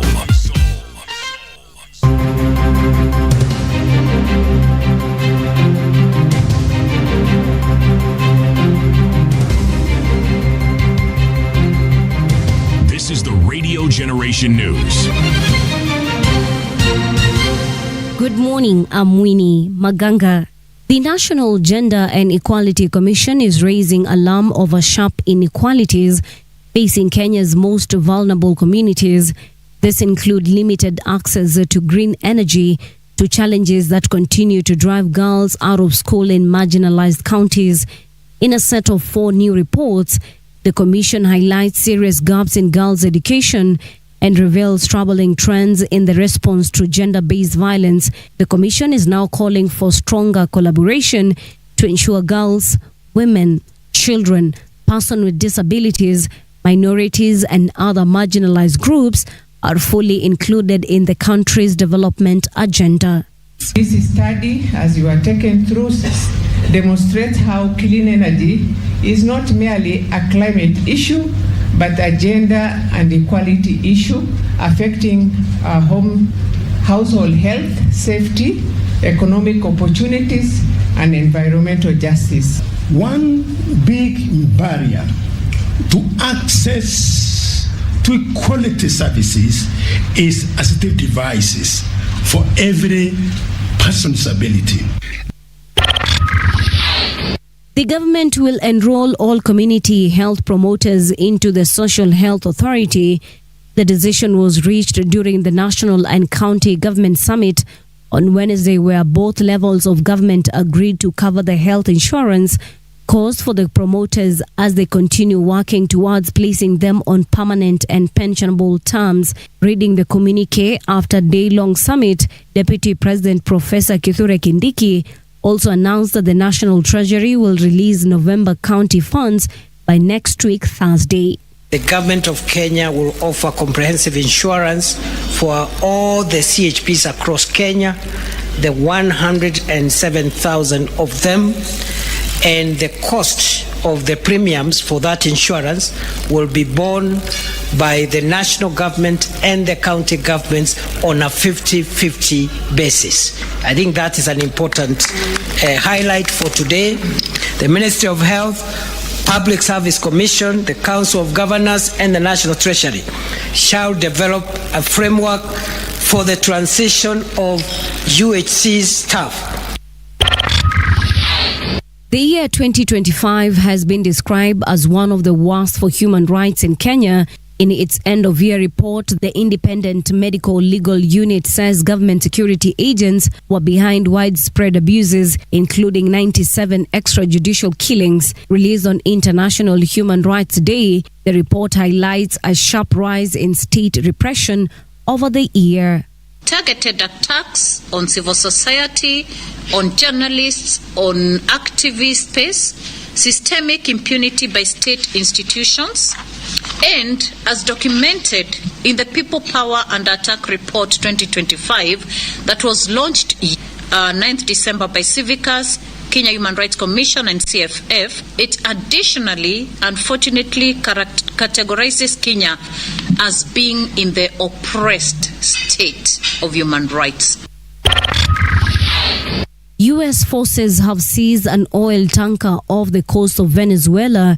President Donald Trump said this marks a sharp escalation in Washington's pressure campaign against Nicolas Maduro's government.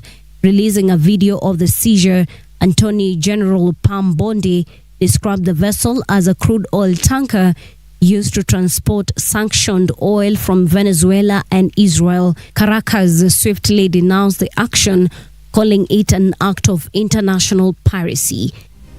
And that's the truth on Radio Generation. Good morning. I'm Winnie Maganga.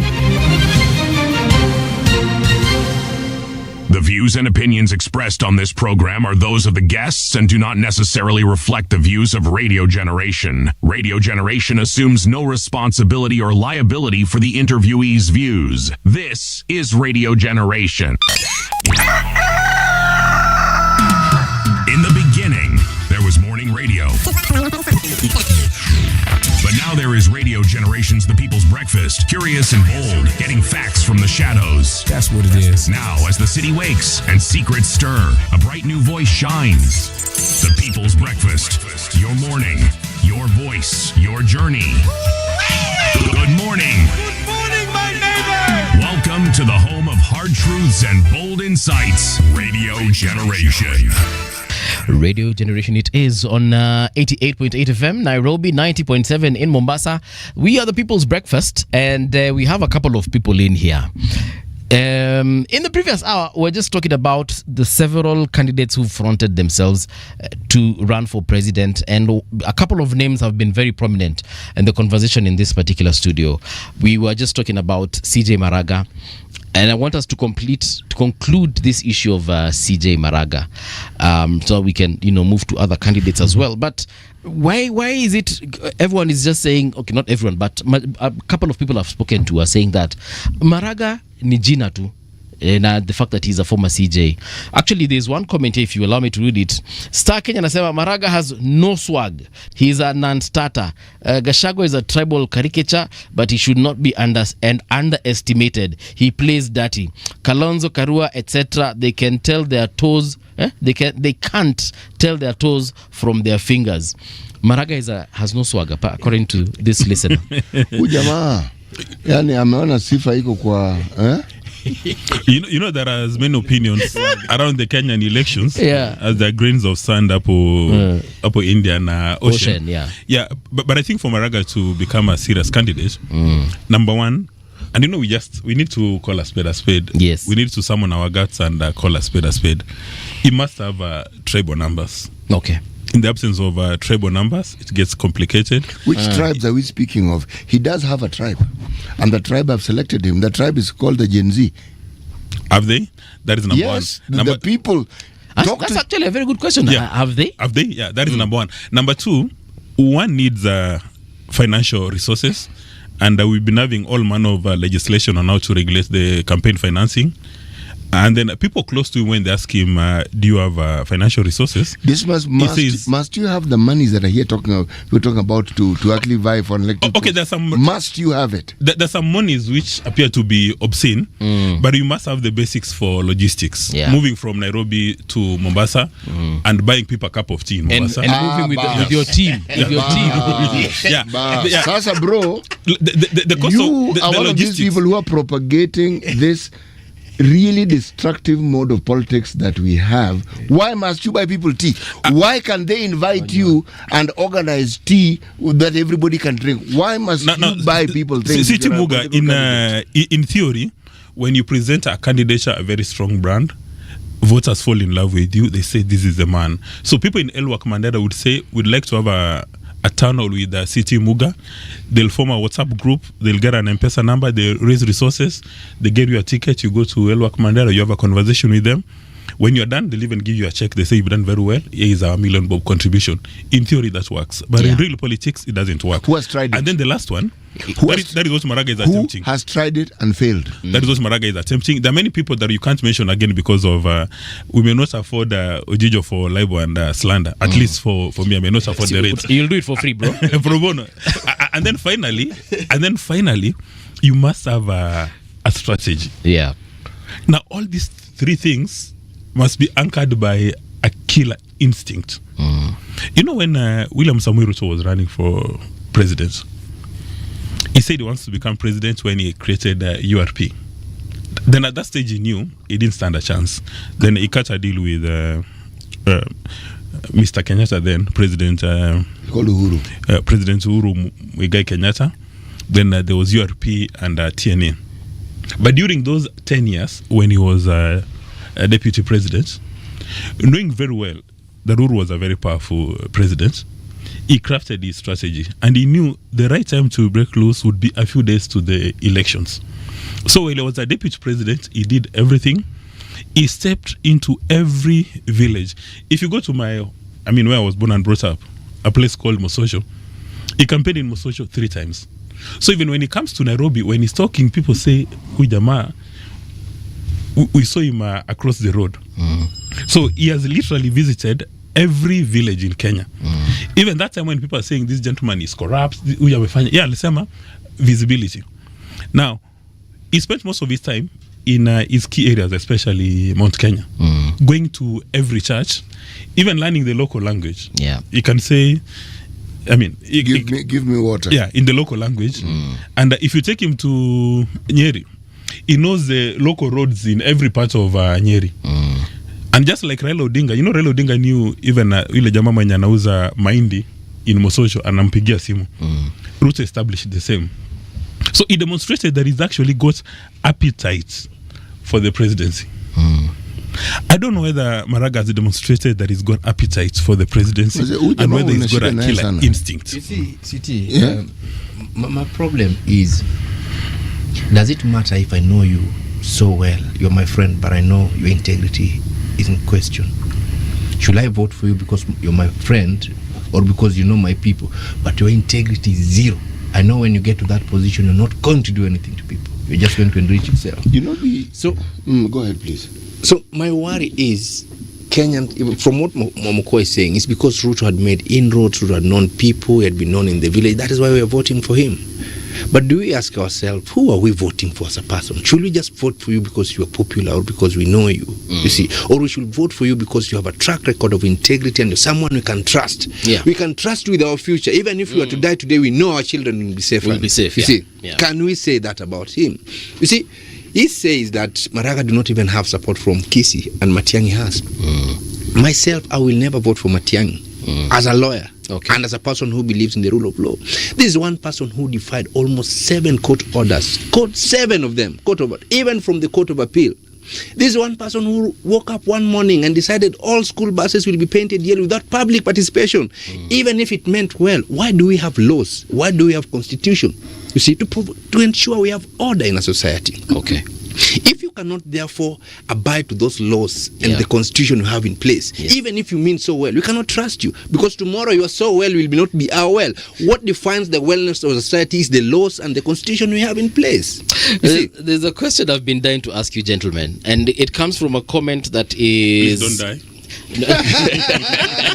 Amen. Joe Gema, I'm assuming that's how I pronounce this. Is Joe Gema amesema, if you are a politician, ignore Rigiji at your own peril. The man is exactly who WSR described him as when he picked him as running mate in 2022. Love him or hate him, he will sway votes. Ojijo, Rigiji has told us that he has 7 million votes in his pocket. And we were so certain, because the vigor and the bravado he spoke of this situation, I actually believed that he had 7 million votes of the entire mountain region. But what we saw in Mbere, of which I consider is the part of the mountain, Mbere North, if that is anything to go by, I don't see those votes. Now, are we probably judging him because of Mbere North, and perhaps if this had happened in any Kikuyu stronghold, we're talking about Kiambu County or Nyeri County, anywhere where the Kikuyus are the majority, perhaps he would have shown his strength. I don't know. What do you think of that? You see, our country has also given us the history to believe that elections are not won on votes alone. It's not votes alone. When you have the machinery, when you have the structures, when you have the manpower, you can easily win, most when you're in power. So we're not even sure if those votes were credible votes, because they keep saying they were not credible. And there are a lot that happened there. So we do not know. We will tell this with time. With time will vindicate us, because now when the machinery and the manpower will not be concentrated in one region, we will know the truth. And if indeed the people who are with the presidency as we speak now, that margin should not be as it is. You see, we expected probably we have this low way 98%, you see, but it is not happening. So this should be worrying you. It should not be. I am not saying that Rigiji may be having 7 million, but I'm saying he has an impact. He has 7 and million. He's seeing, and we can see what is happening in the region. But also remember, look at those personalities. Rigiji personality and Ruto personality is similar, and I think probably this is why people will not work. You see, these are people who have almost similar personality. They're hardliners in their own way. They are people who, when they decide this is what they are going to do. They're extremely similar, and they will not work. So the way he pulls, Ruto knows this person is pulling the way I'm also pulling, and it's also a bit worried. And that is why Ruto must now come with a clear plan. On who is going to associate with going forward. And that is why you see every day they're trying to woo the people who are aligned to Rigiji to join them, so that he can be, he can remain alone. If he's on his own, he cannot pull it. So that is the strategy that even the president is not safe as he is right now. He has to ensure that he has proper allies on his side. He's not safe. So we cannot underestimate Rigiji. He's not appealing, yes, politically. People don't like him. He may not be the smartest guy, whatever, but he's appealing to the people who finds him attractive, and those are the majority. Ojijo, up until now, this gentleman hasn't really had any strong opposition in the region we refer to as the mountain. But with the perhaps we need to relook this mountain thing. I don't know. No, but with the resurgence of Jubilee, that status quo has changed. Actually, I agree. Let me pick from where City has left. Rigiji's biggest nightmare right now is Jubilee in Mount Kenya for several reasons, and not 100% because of Dr. Matiang'i, but because of President Uhuru Muigai Kenyatta. That he is said to have given people in Mount Kenya warnings in meetings that were done in camera and in his mother tongue. He gave them a warning, and he says they disobeyed him. So if he comes back and he repeats the warning, then probability is very high that they may pay attention. But again, being a student of applied politics, the reason why by-elections are very, very important. Uhuru Kenyatta had been walloped when he was running for MP in his constituency. Walloped. Gatundu South. But twice. There were 2 by-elections, one in Kangema and one in Kajiado, when Mishuki was alive. and in part because of Mishuki's death. And then President Kenyatta said, I'm going to use these by-elections to pronounce my arrival in town. And the TNA won those 2 seats. And people sat back and said, Uhuru Muigai Kenyatta, let's pay attention. Before the last elections, there was a by-election in Kiambaa. And William Samoei Ruto used that by-election to pronounce himself that he has landed. Now, one can venture and tell Mr. Rigathi Gachagua, if in fact you are confident that you have 7 million votes in your back pocket, or under key and lock, there are so many people who are kissing Rigathi's ring, who are elected leaders. Can he persuade a member of the National Assembly or a senator from a place he describes as his stronghold to resign? And then we have a by-election. Who will risk? No. I mean, if you've got 7 million votes in your back pocket, if you're sure, can he ask an MP who has been kissing the DCP ring from Nyeri, or Kiambu, or anywhere within Mulima, and then he says, I'm going to pull up my sleeves and teach William Ruto a lesson that I get this seat. Now, a politician who had that kind of infrastructure guts is called Mr. Raila Odinga. You remember he resigned and he said, I'm going to run on my political party, and he won a by-election in Langata. He demonstrated that he's in town. So if Mr. Rigiji has got these 7 million votes in his back pocket and a key and lock, let him persuade one of those MPs. And in any event, if you know that you are in DCP and you trust what Mr. Rigiji can do, why can't you just resign today? I'm sure Wetangula would be happy to declare a vacancy. Now we've got IBC, we go to a by-election, and that will be the actual test whether you've got this. Now, in the absence of that, I like what Ojiji is talking about. That are, these were by-elections. We don't know whether they won. But when you look at the scoreboard, I don't watch soccer. But understand at the end of every game, they display the results. So it doesn't matter how many penalties. It doesn't matter the ball possession. A win is a win. Even the Olympics, number 1, you're given a gold. They play your national anthem. Unasimama a place which is elevated. Number 2, silver. No, actually, I've used the wrong example because in politics, there's no number 2 or 3. If you don't win, Nivyo. Well, maybe you can form a government of national unity or handshake. But this movie. Suppose ODM now decides today that they're joining the opposition. What do you think is the fate of President Ruto? You tell me. He has asked you. He's an analyst. I'm the interviewer. What do you think will be the fate of President Ruto? I'm the interviewer. You are the analyst. We focused more on the Rigiji and the Ruto, but we've not focused more on probably the party or the person who is likely to determine who becomes the president in the next election. And I'm seeing ODM becoming the determinant factor in the next election on who is likely to become the president. ODM party? Yes. With their backing in Ruto, it is clear that Ruto is likely to come back as the next president. But should they then fall off and maybe join opposition, then Ruto clearly will not even have a chance. You see?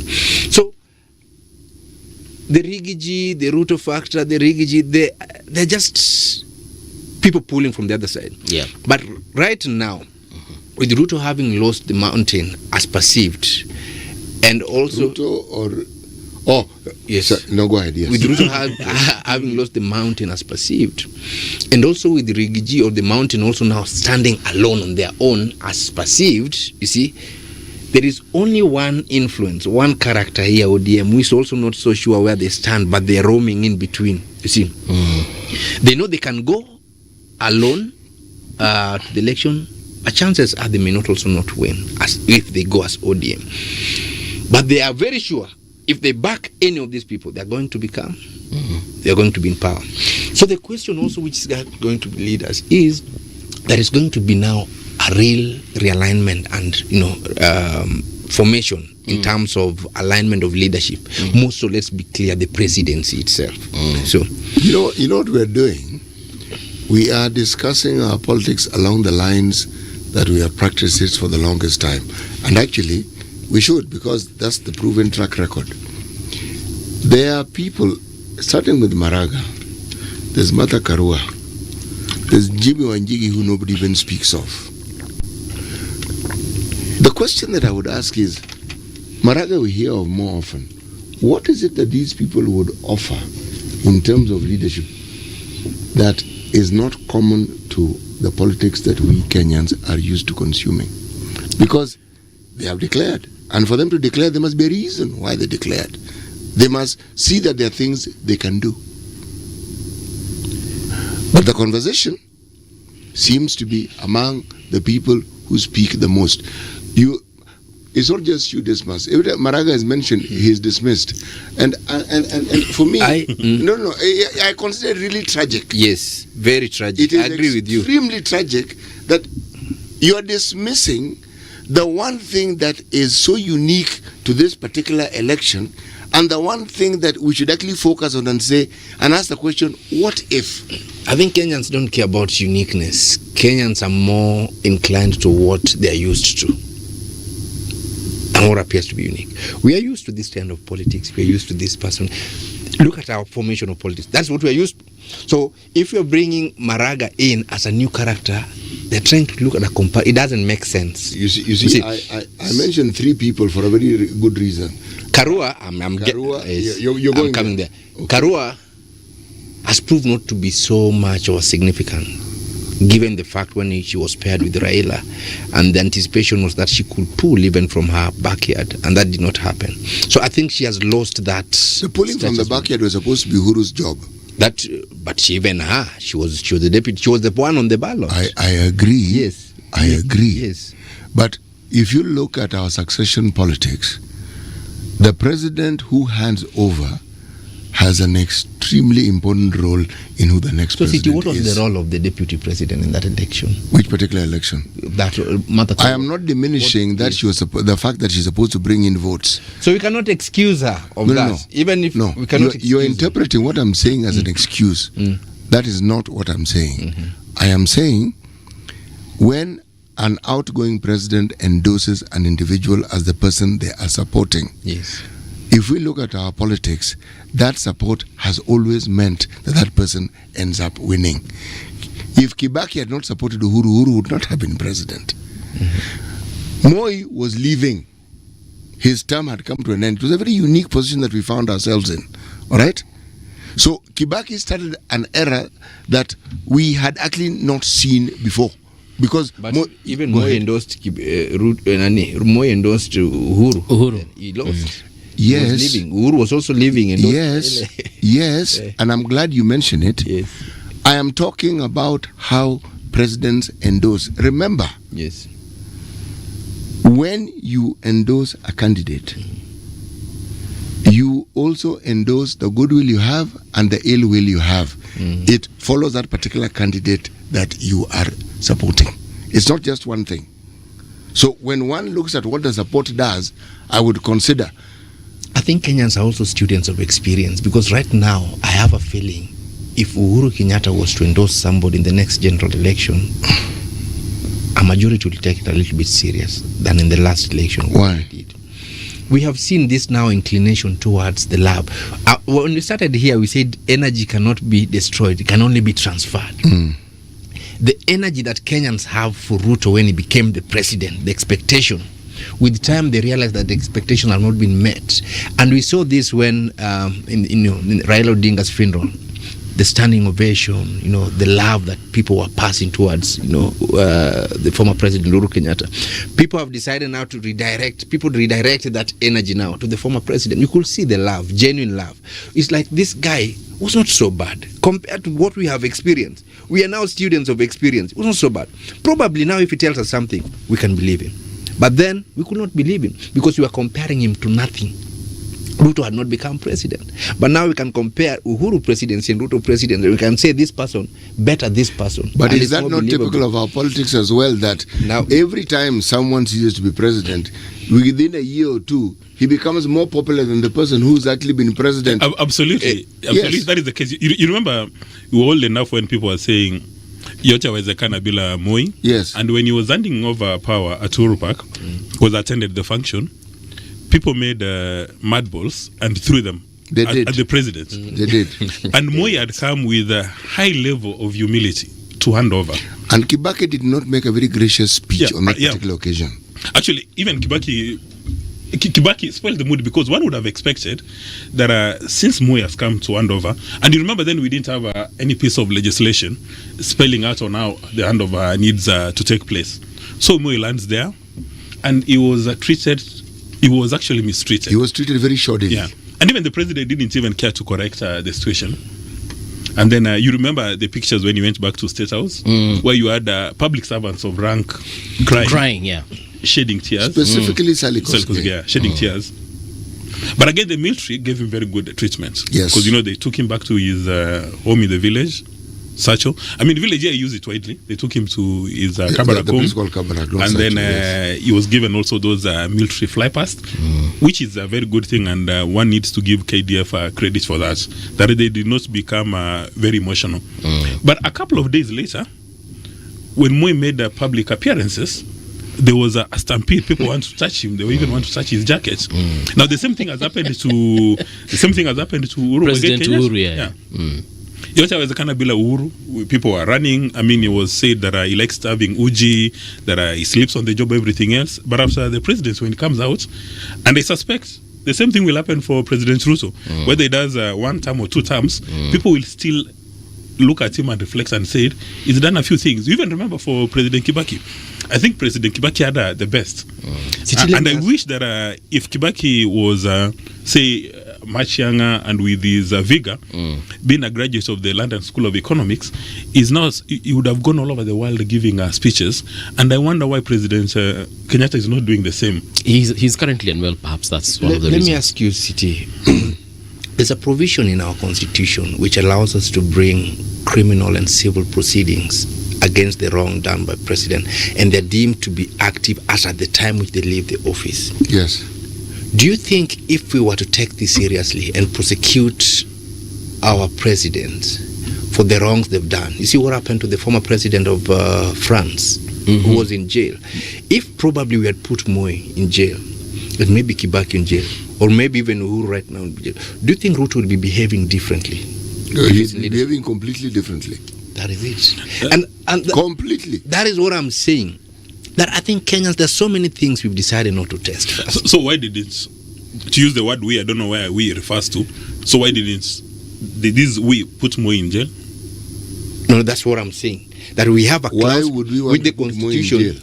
No, he said that we. I understand. I'm actually answering your question with this question. It speaks to who we are and how we treat leaders and how we treat a supreme leader like a president. It speaks to, again, who we are. There are things that people will tell you, no, that you do not do. They'll even tell you that one you forget or that one you forgive. Internalizing the laws that we have and the constitution that we have to Kombali.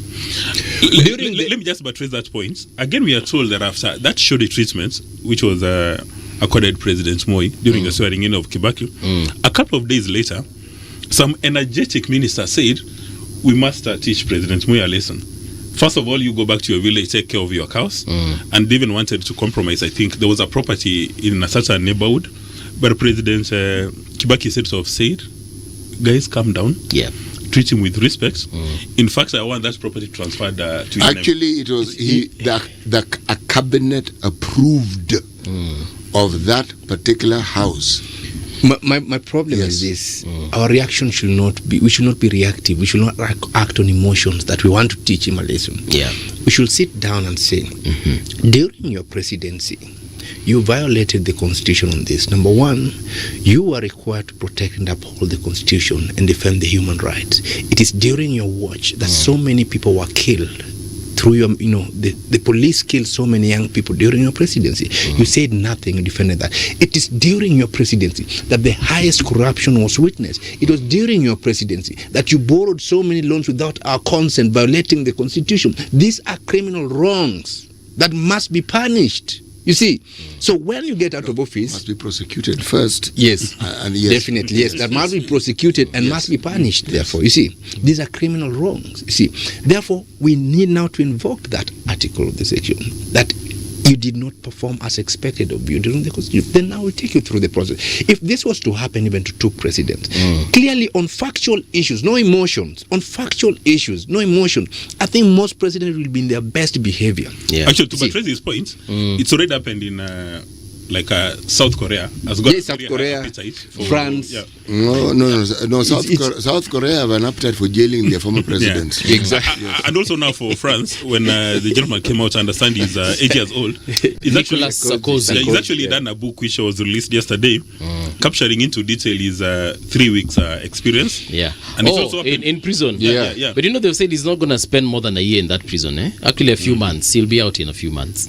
And then also it happened in South Africa, where Zuma was accused of state capture, and he was taken through the system.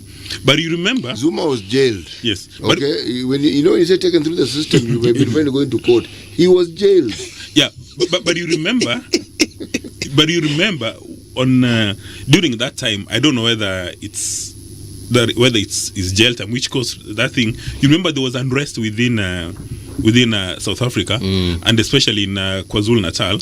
And when he decided to form a political party, he walloped ANC in KwaZulu Natal. So even this week, and how did that change the body politics of South Africa? Now they've gone to a handshake or merger. Now yesterday the Democratic Alliance that we speak of is predominantly from people from the Western Cape. Okay? When you have the support of a region, it is one region. How many provinces does South Africa have? So I am simply saying he made an impact with people whose community he belonged to. KwaZulu Natal. And yes, it makes perfect sense. The body politics of South Africa did not change. Not really. The changes come about in their last election when ANC did not get the majority that they had been accustomed to and had to form a partnership with the Democratic Alliance. But wouldn't you say that if Zuma was still in ANC, then ANC would have carried KwaZulu Natal? They would have, and they would probably have had the majority that you're speaking of. There we go. Now, the ANC has been having something like a midterm review, and I saw their Secretary General, a gentleman called Fikile Mbalule, actually literally shedding tears and confessing. What's he crying about? That they've not lived up to what the movement was all about. You know, their bedrock support. So why is he crying? I mean, they were forced to cut a deal with the DA. Now, and you know, his confessions were very interesting. The bedrock support among the urban poor has been slipping right through their fingers as they wash. And one of the reasons he gave that are part of the ANC leadership, there is a conspicuous display of wealth, that they go campaigning in the poor neighborhoods with SUVs, with helicopters, and they no longer represent the interests and aspirations of the people. It's not no longer. The moment they got into power, the things we see in Kenya, why do you think they've been losing this popularity over time? That is the reason why they are where they are. And the demonstration of what you've just mentioned, believe me, many of the provinces that ANC was in control of, they've lost the support. Yes, and the reason is because they are funded. But my friend, the so-called Mwananchi was not getting the services they should for the money that they have, that they know that particular province has. They have neglected their voter from the time they got that, when ANC got into power with that overwhelming majority. That is the thing that has characterized a lot of what they do. Western Cape differed. That particular province was well run. They didn't have problems with funding or money like the others. All I'm saying is this. For them to have gained in popularity, they had demonstrated the very thing that ANC was not demonstrating. And also there are the Black Empowerment Program, which was supposed to empower blacks, just empowered the ANC leadership. Only ANC leadership. That is not entirely true. That is not entirely true. These individuals, this thing we're referring to as affordable housing, ANC started putting up those houses a long time ago, almost immediately after shanty town that had been there, you could see ceased to be there, and you could actually see buildings that were put. Problem was the leadership, the wananchi was supposed to own it. There was a problem there. These are people who had never, many of them had never lived in, it was a simple enough structure, but they hadn't. It is like the affordable housing, if I may use the term affordable housing, that was built for people in Kibera and even allocated. What did the people do? They became landlords or tenants. Sorry, landlords or sellers. Or they sold it. Same thing happened. I'm simply saying the process of uplifting the lives of people cannot begin and end with simply moving them from one geographical location to another and giving them a place to live. There's a whole social thought process that must be part of it so that they actually understand. Kibra is not a slum. It is an ecosystem within which certain people live. Their neighborhoods. To move someone from that place to another, the support system they have garnered and lived with over all those years, that's what you are uprooting them from. You are looking at the building that you're moving them away from. But that's not what makes the community. It's everything else within that community. And when they move, that's what you've done. Now, even the habits, everything about it, they are accustomed to it, they know it. If you want to understand the full effects of that, look at our history and something called the Swinnerton Plan and what it did to people in central Kenya, uprooting people from where they were and moving them around and even putting them in concentration camps. It had a huge negative impact on those communities. So I'm simply saying that when you find a party has suddenly become unpopular, like ANC, who are considered the real liberators, that fellow who was crying should stop crying. If he actually thought there was a problem, he should have resigned from his position. You know why? You are the Secretary General. What are you crying about? You are the people who should have ensured that the things were done. So is this affordable housing thing we have it? Does it make sense? Does it have any impact? Look at it this way. I'm going to look at it very academically. No, practically. No, I have to look at it academically first. Okay. Because the practicality of it has always been with us, with the National Housing Corporation as we had it. People know Votiende or Nyonka and all those, Ayanya and so forth. These were estates that were built understanding that there was a need for the middle class to have housing. Buruburu, same. But in almost every major town, there were national housing houses, estates that were built. They were for people who were not exactly that middle class, but what we call the mwananchi wa kawaida. And there are places, if you go to Mombasa, for instance, you go to Changamwe, you'll find them. Okay? Go to the Kisauni area, you'll find them. If you go to Nakuru, towards the Langalanga area, before that was commercial, you'll find them. If you go to Kisumu, you are talking about Ondiek Estate. Okay? You're talking about Makasembo.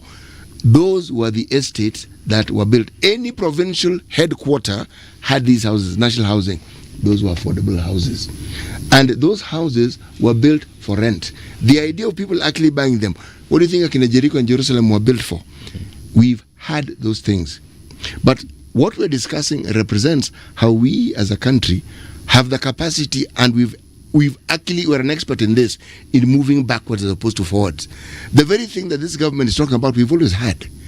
These community health promoters, we had them. They were called extension workers. There's nothing we didn't have. In addition to that, we had a structure that enabled these things to work. So, if somebody's trying to peel back time and trying to bring something that worked before, I'm answering your question now. The manner in which we've gone about it is not the way you should go about it. I agree. The impact that you're trying to make will not be made with the affordable housing as is currently constituted. Not really. It will have some impact, but not the impact that has been sold as being the impact that they're supposed to make. Because someone was asking, then what is the purpose therefore? Why will you therefore deduct money from people, build a house, and again sell it back to them to buy it? It defies logic, doesn't it? It defies logic. What was the purpose of deduction? I thought that deduction was supposed to guarantee me that if you're deducting my money, I will eventually end up getting a house. That was what I thought, and I realized when it was explained to me, I was mistaken. I didn't quite understand what had been said before. That is what I was saying, Bobby. That's leadership or politicians now that are coming up must therefore ensure that the manifesto, the things that are in tandem with the needs of the people, not the things they want to put for people. You see, last time we were here with the politician, and City put a very good question to him. Give us what the people have told you they want you to do for them. Not one thing you want to do for them which they've not asked you for. You see, I cannot come to your house and I decide, I want to buy you a screen, but you have a screen. Probably you just need a meko, or you need what do you call it, a jug or something. You don't have. I'm actually shopping for a new carpet. Yes, a carpet. You're the person to tell me, this is what I need. Yes. Then I say, if that's what we need, then let's go. With your needs. So ideally, going forward, I think Kenyans have now decided that they're not even going to elect this you ask us the need for all these mushrooming political parties. They do not make sense to me, and that is why we deliberately even had that a provision in the constitution to have independent candidates, because we know there are sometimes we'll reach that people will not care about the party. They want this person, but he is locked out of the party. What do?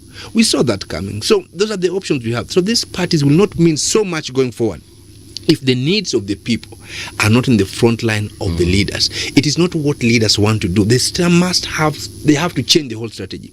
Don't come up with manifesto. I saw a leader campaigning, I don't know, it was in some country, I don't know, it was in Lisbon. The person came and said, I do not have a manifesto. Lisbon in Portugal now. You are the manifesto. People are the manifesto. Yeah. Tell us what you want. That is what's going to form part of our manifesto. I think actually most of the time when political parties are coming up with manifestos, the party file, I have no idea. On that day when the party is launching the manifesto, probably the only person who has socialized with the manifesto is the party leadership. Because ikiwa launched up hivyo, that is when people see it for the very first time. And then a few will pick copies, maybe hard copy or soft copy, but majority or even their candidates for that election never interact with the manifesto. They never ever bother to read it. So each individual comes up with their own manifesto, which is probably what may describe just as a rite of passage, to be seen that you've got a document. I remember in parts of during the 2007 election, when people wanted to launch manifestos and everything else, voters would say, boss, hiyo story mingi usitulete sahi, si tupatie kitu. Give us our standing allowance, give us our tea and coffee, you take a walk. When you win, then you can come back and discuss these issues. Because when you look at the manifestos of all the political parties in Kenya, there is nothing which differentiates those manifestos apart from the branding. That this UDA, this ODM. I mean, like for instance, the Minister for the National Treasury, when he took office, he said that when you look at the ODM manifesto and UDA, there's a thin line. There's really no difference. That is even part of the reason why he said he couldn't find a challenge. Now, you recall Oparanya, when he was an ODM leader, he said the hustler is a complete waste of time. But as soon as he was sworn into office, he did a U-turn and he said, this is one of the best things. This is what we've been waiting for. That is why the conversation... Now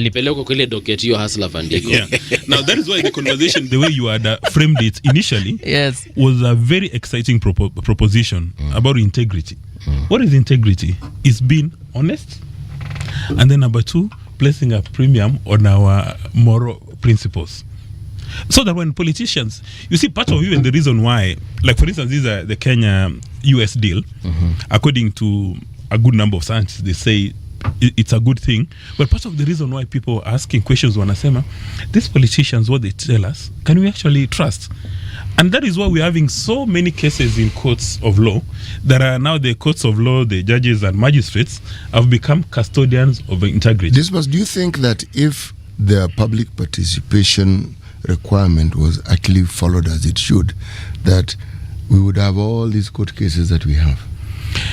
Now, again, when you talk about public participation, I've attended a number of them as a journalist, is people are invited into a room especially Then around that's, budgets. Then it's not a public. It's not public participation. There is no. He's telling us how it happens. Yeah, there's that's a closed door meeting. Yeah, there's no actual public participation because, like for instance, when you invite people to come and discuss heavy physical or monetary documents, and then you're using that complicated economics jargon language. Yeah, all we'll do here is have a cup of tea and take mandazis, and if there's an allowance, we take the allowance, we go home.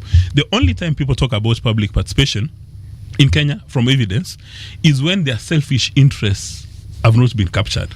So they say there was no public participation.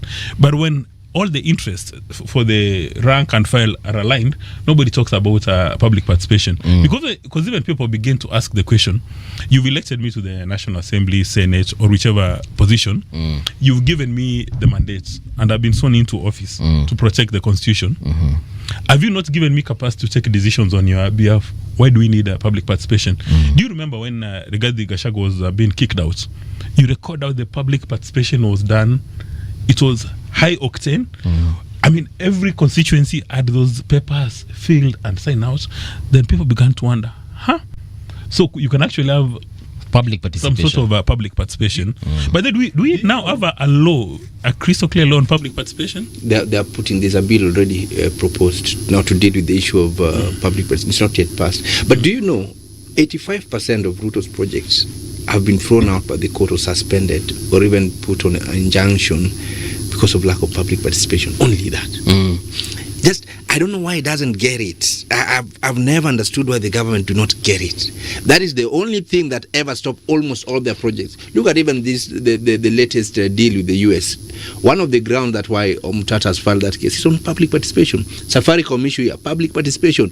Affordable housing was public participation. Why did Gen Z go on the street? Because they felt there was no proper public participation and their opinions were not being heard. It was just a process, just, they have made a clear decision. So there was no purpose. The intention of public participation was not just to have a process, then you just move on. It was to have people give their views, those views taken into consideration, and those considerations therefore inform the decision that's going to be made. You see, what we have here is just a process to showcase that we brought people, they said, and then we moved on. It is not supposed to be plastic. It has to have an impact. That is what the court have stated over and over. The Supreme Court was clear on what amounts to public participation. And the fact that Parliament must now have a bill specifically stating the tenets of public participation, how it should be done, who is to do it, the timeline in which it will be done, and how then the decision is going to be made based on the opinions given by the people. You see, so you cannot have 10 people you picked, CT and you, and then you sit there and then we have the public participation on a decision that's supposed to impact on Nairobi. That is not how it should be. But the government do not get it. That is where they go wrong all the time. So I think going forward, if we just had the government, I don't know why, or maybe when we get there we'll also understand. I don't know why leadership has a problem with laws. Actually, no. Why politicians have a problem. Exactly. Yes. I don't know why politicians have a problem with laws. But when they're campaigning, they're thriving on those laws. Have you realized that? When they're campaigning... The laws are a campaign tool. Yes. When they're campaigning, they're using the laws as tools to ascend to power. But when they get to power now, they disregard the same very laws that they're aligned to. There's a different power that they encounter once they get there. We cannot have a system that at one point use laws for convenience, and when it doesn't favor them, now they disregard them. You see, this is the problem why I said even I have a problem with Matiang'i being in the ballot box as a president.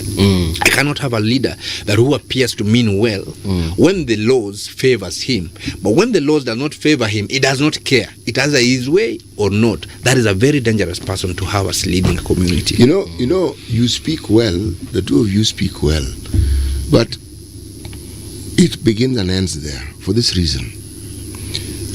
If we mean well and we actually want change, should our conversations not dwell more on the people whom we've seen vying for these positions, who may not really have the gravitas that some of these people have, but they mean well.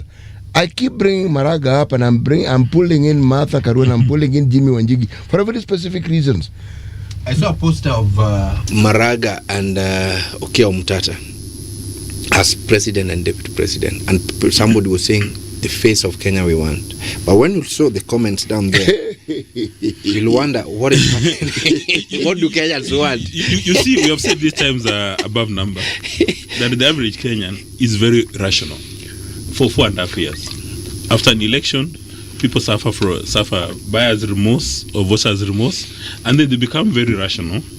But as we get into Easter of 2027, people will abandon logic, they will abandon character, capacity, and competence, and reward impunity, mediocrity, and corruption. Isn't that really broad and sweeping? I mean, surely it's a general statement, because it is seen in the voting pattern. It is, okay. and I'm thinking it's what is it that is seen that gives us the understanding that we should characterize what you're seeing in the way that Dismas has characterized it? Because how else would you explain this city?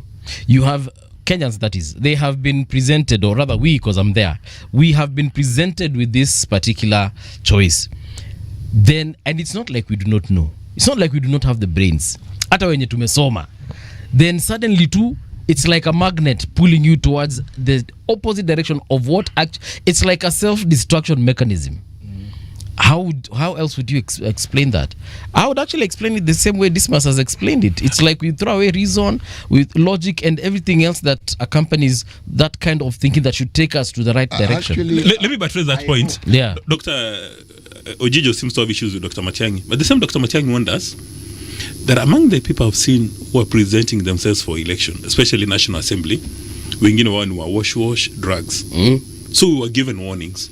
And even without Dr. Matiang'i's warning, every average Kenyan knows that people present themselves for these elections. They know their trajectory. They know that Mbuvi has got a honey farm, so maybe gets paid well by selling his honey. Then they know Uyu, he disappears for 2 weeks, he comes back after a week with unexplained wealth. But we go ahead to what people say who are associated with wash, understand that is money laundering, and then you expect the same people who are beneficiaries of money laundering to pass a piece of law against money laundering. Yeah. You see, Mbuvi, two wrongs do not make right. And when I was talking about that point, I said, to those whom much have been given, much is expected. If you are in a position as the cabinet secretary of probably the most powerful dockets at the interior, expect you to be setting the right example of respecting the rule of law. I do not care about the MPs that I still do not know, even that I don't even know them. But that is equally wrong. So I could not say because Matiang'i did this, even this one are also doing the wrong thing. He was in that position.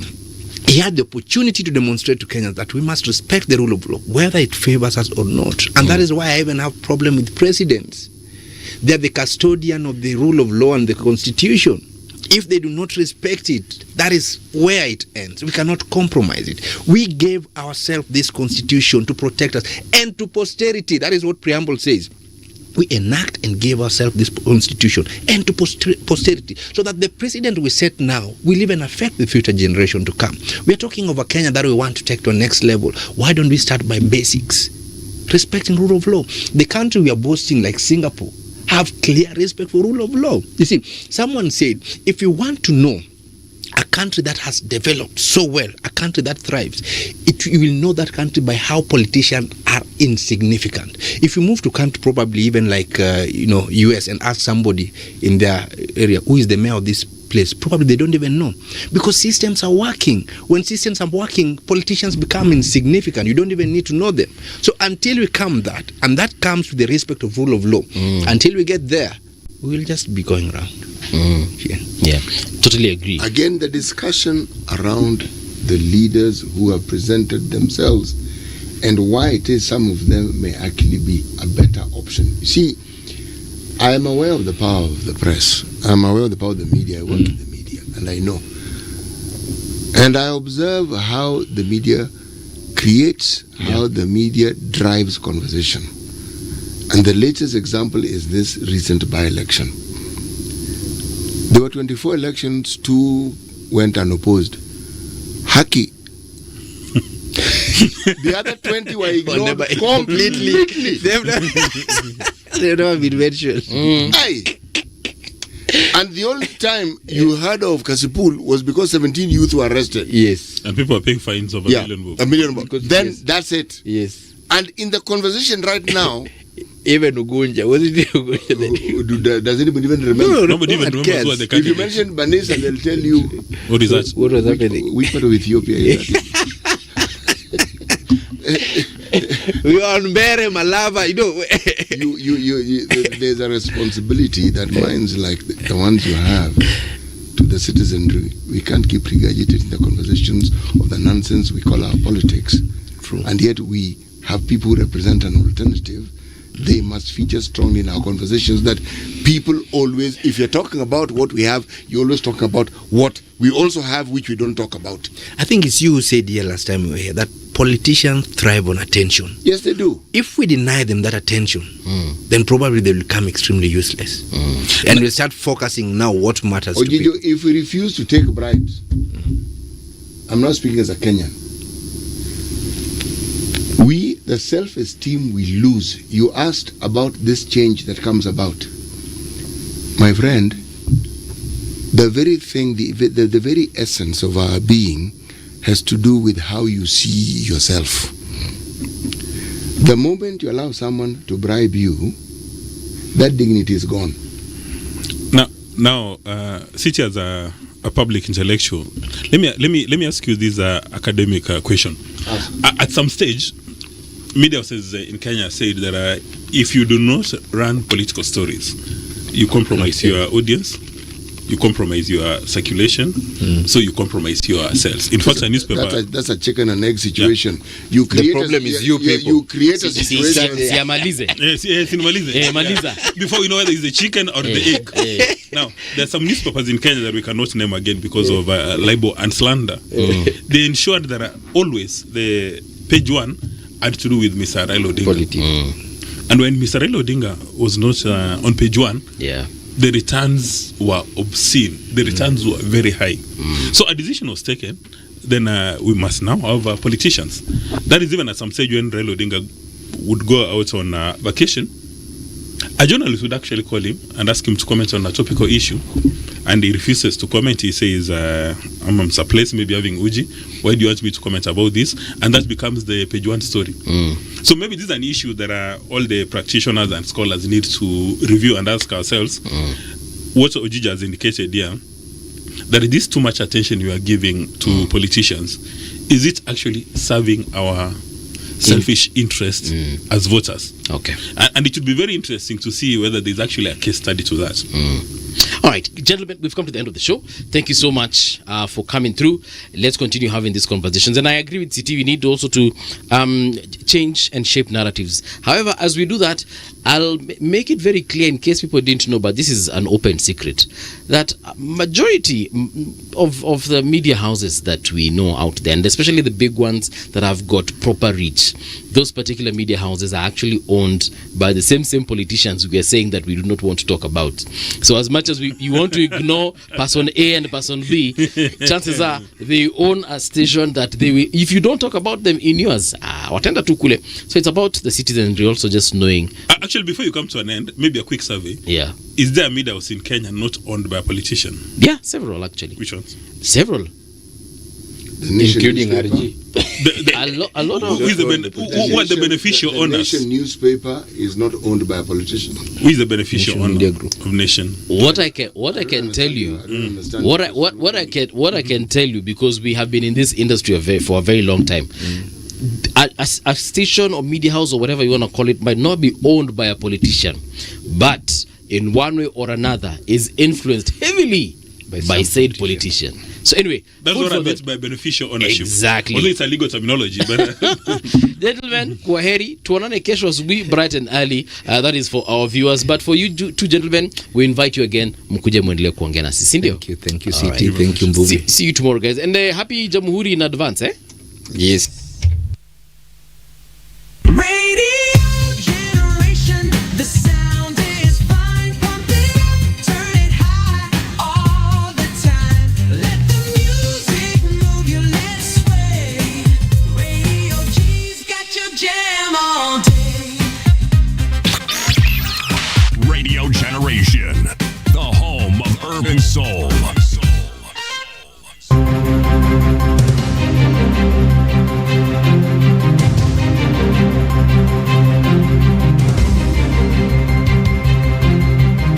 This is the Radio Generation News. Good morning, I'm Winnie Maganga. The U.S. Department of Homeland Security has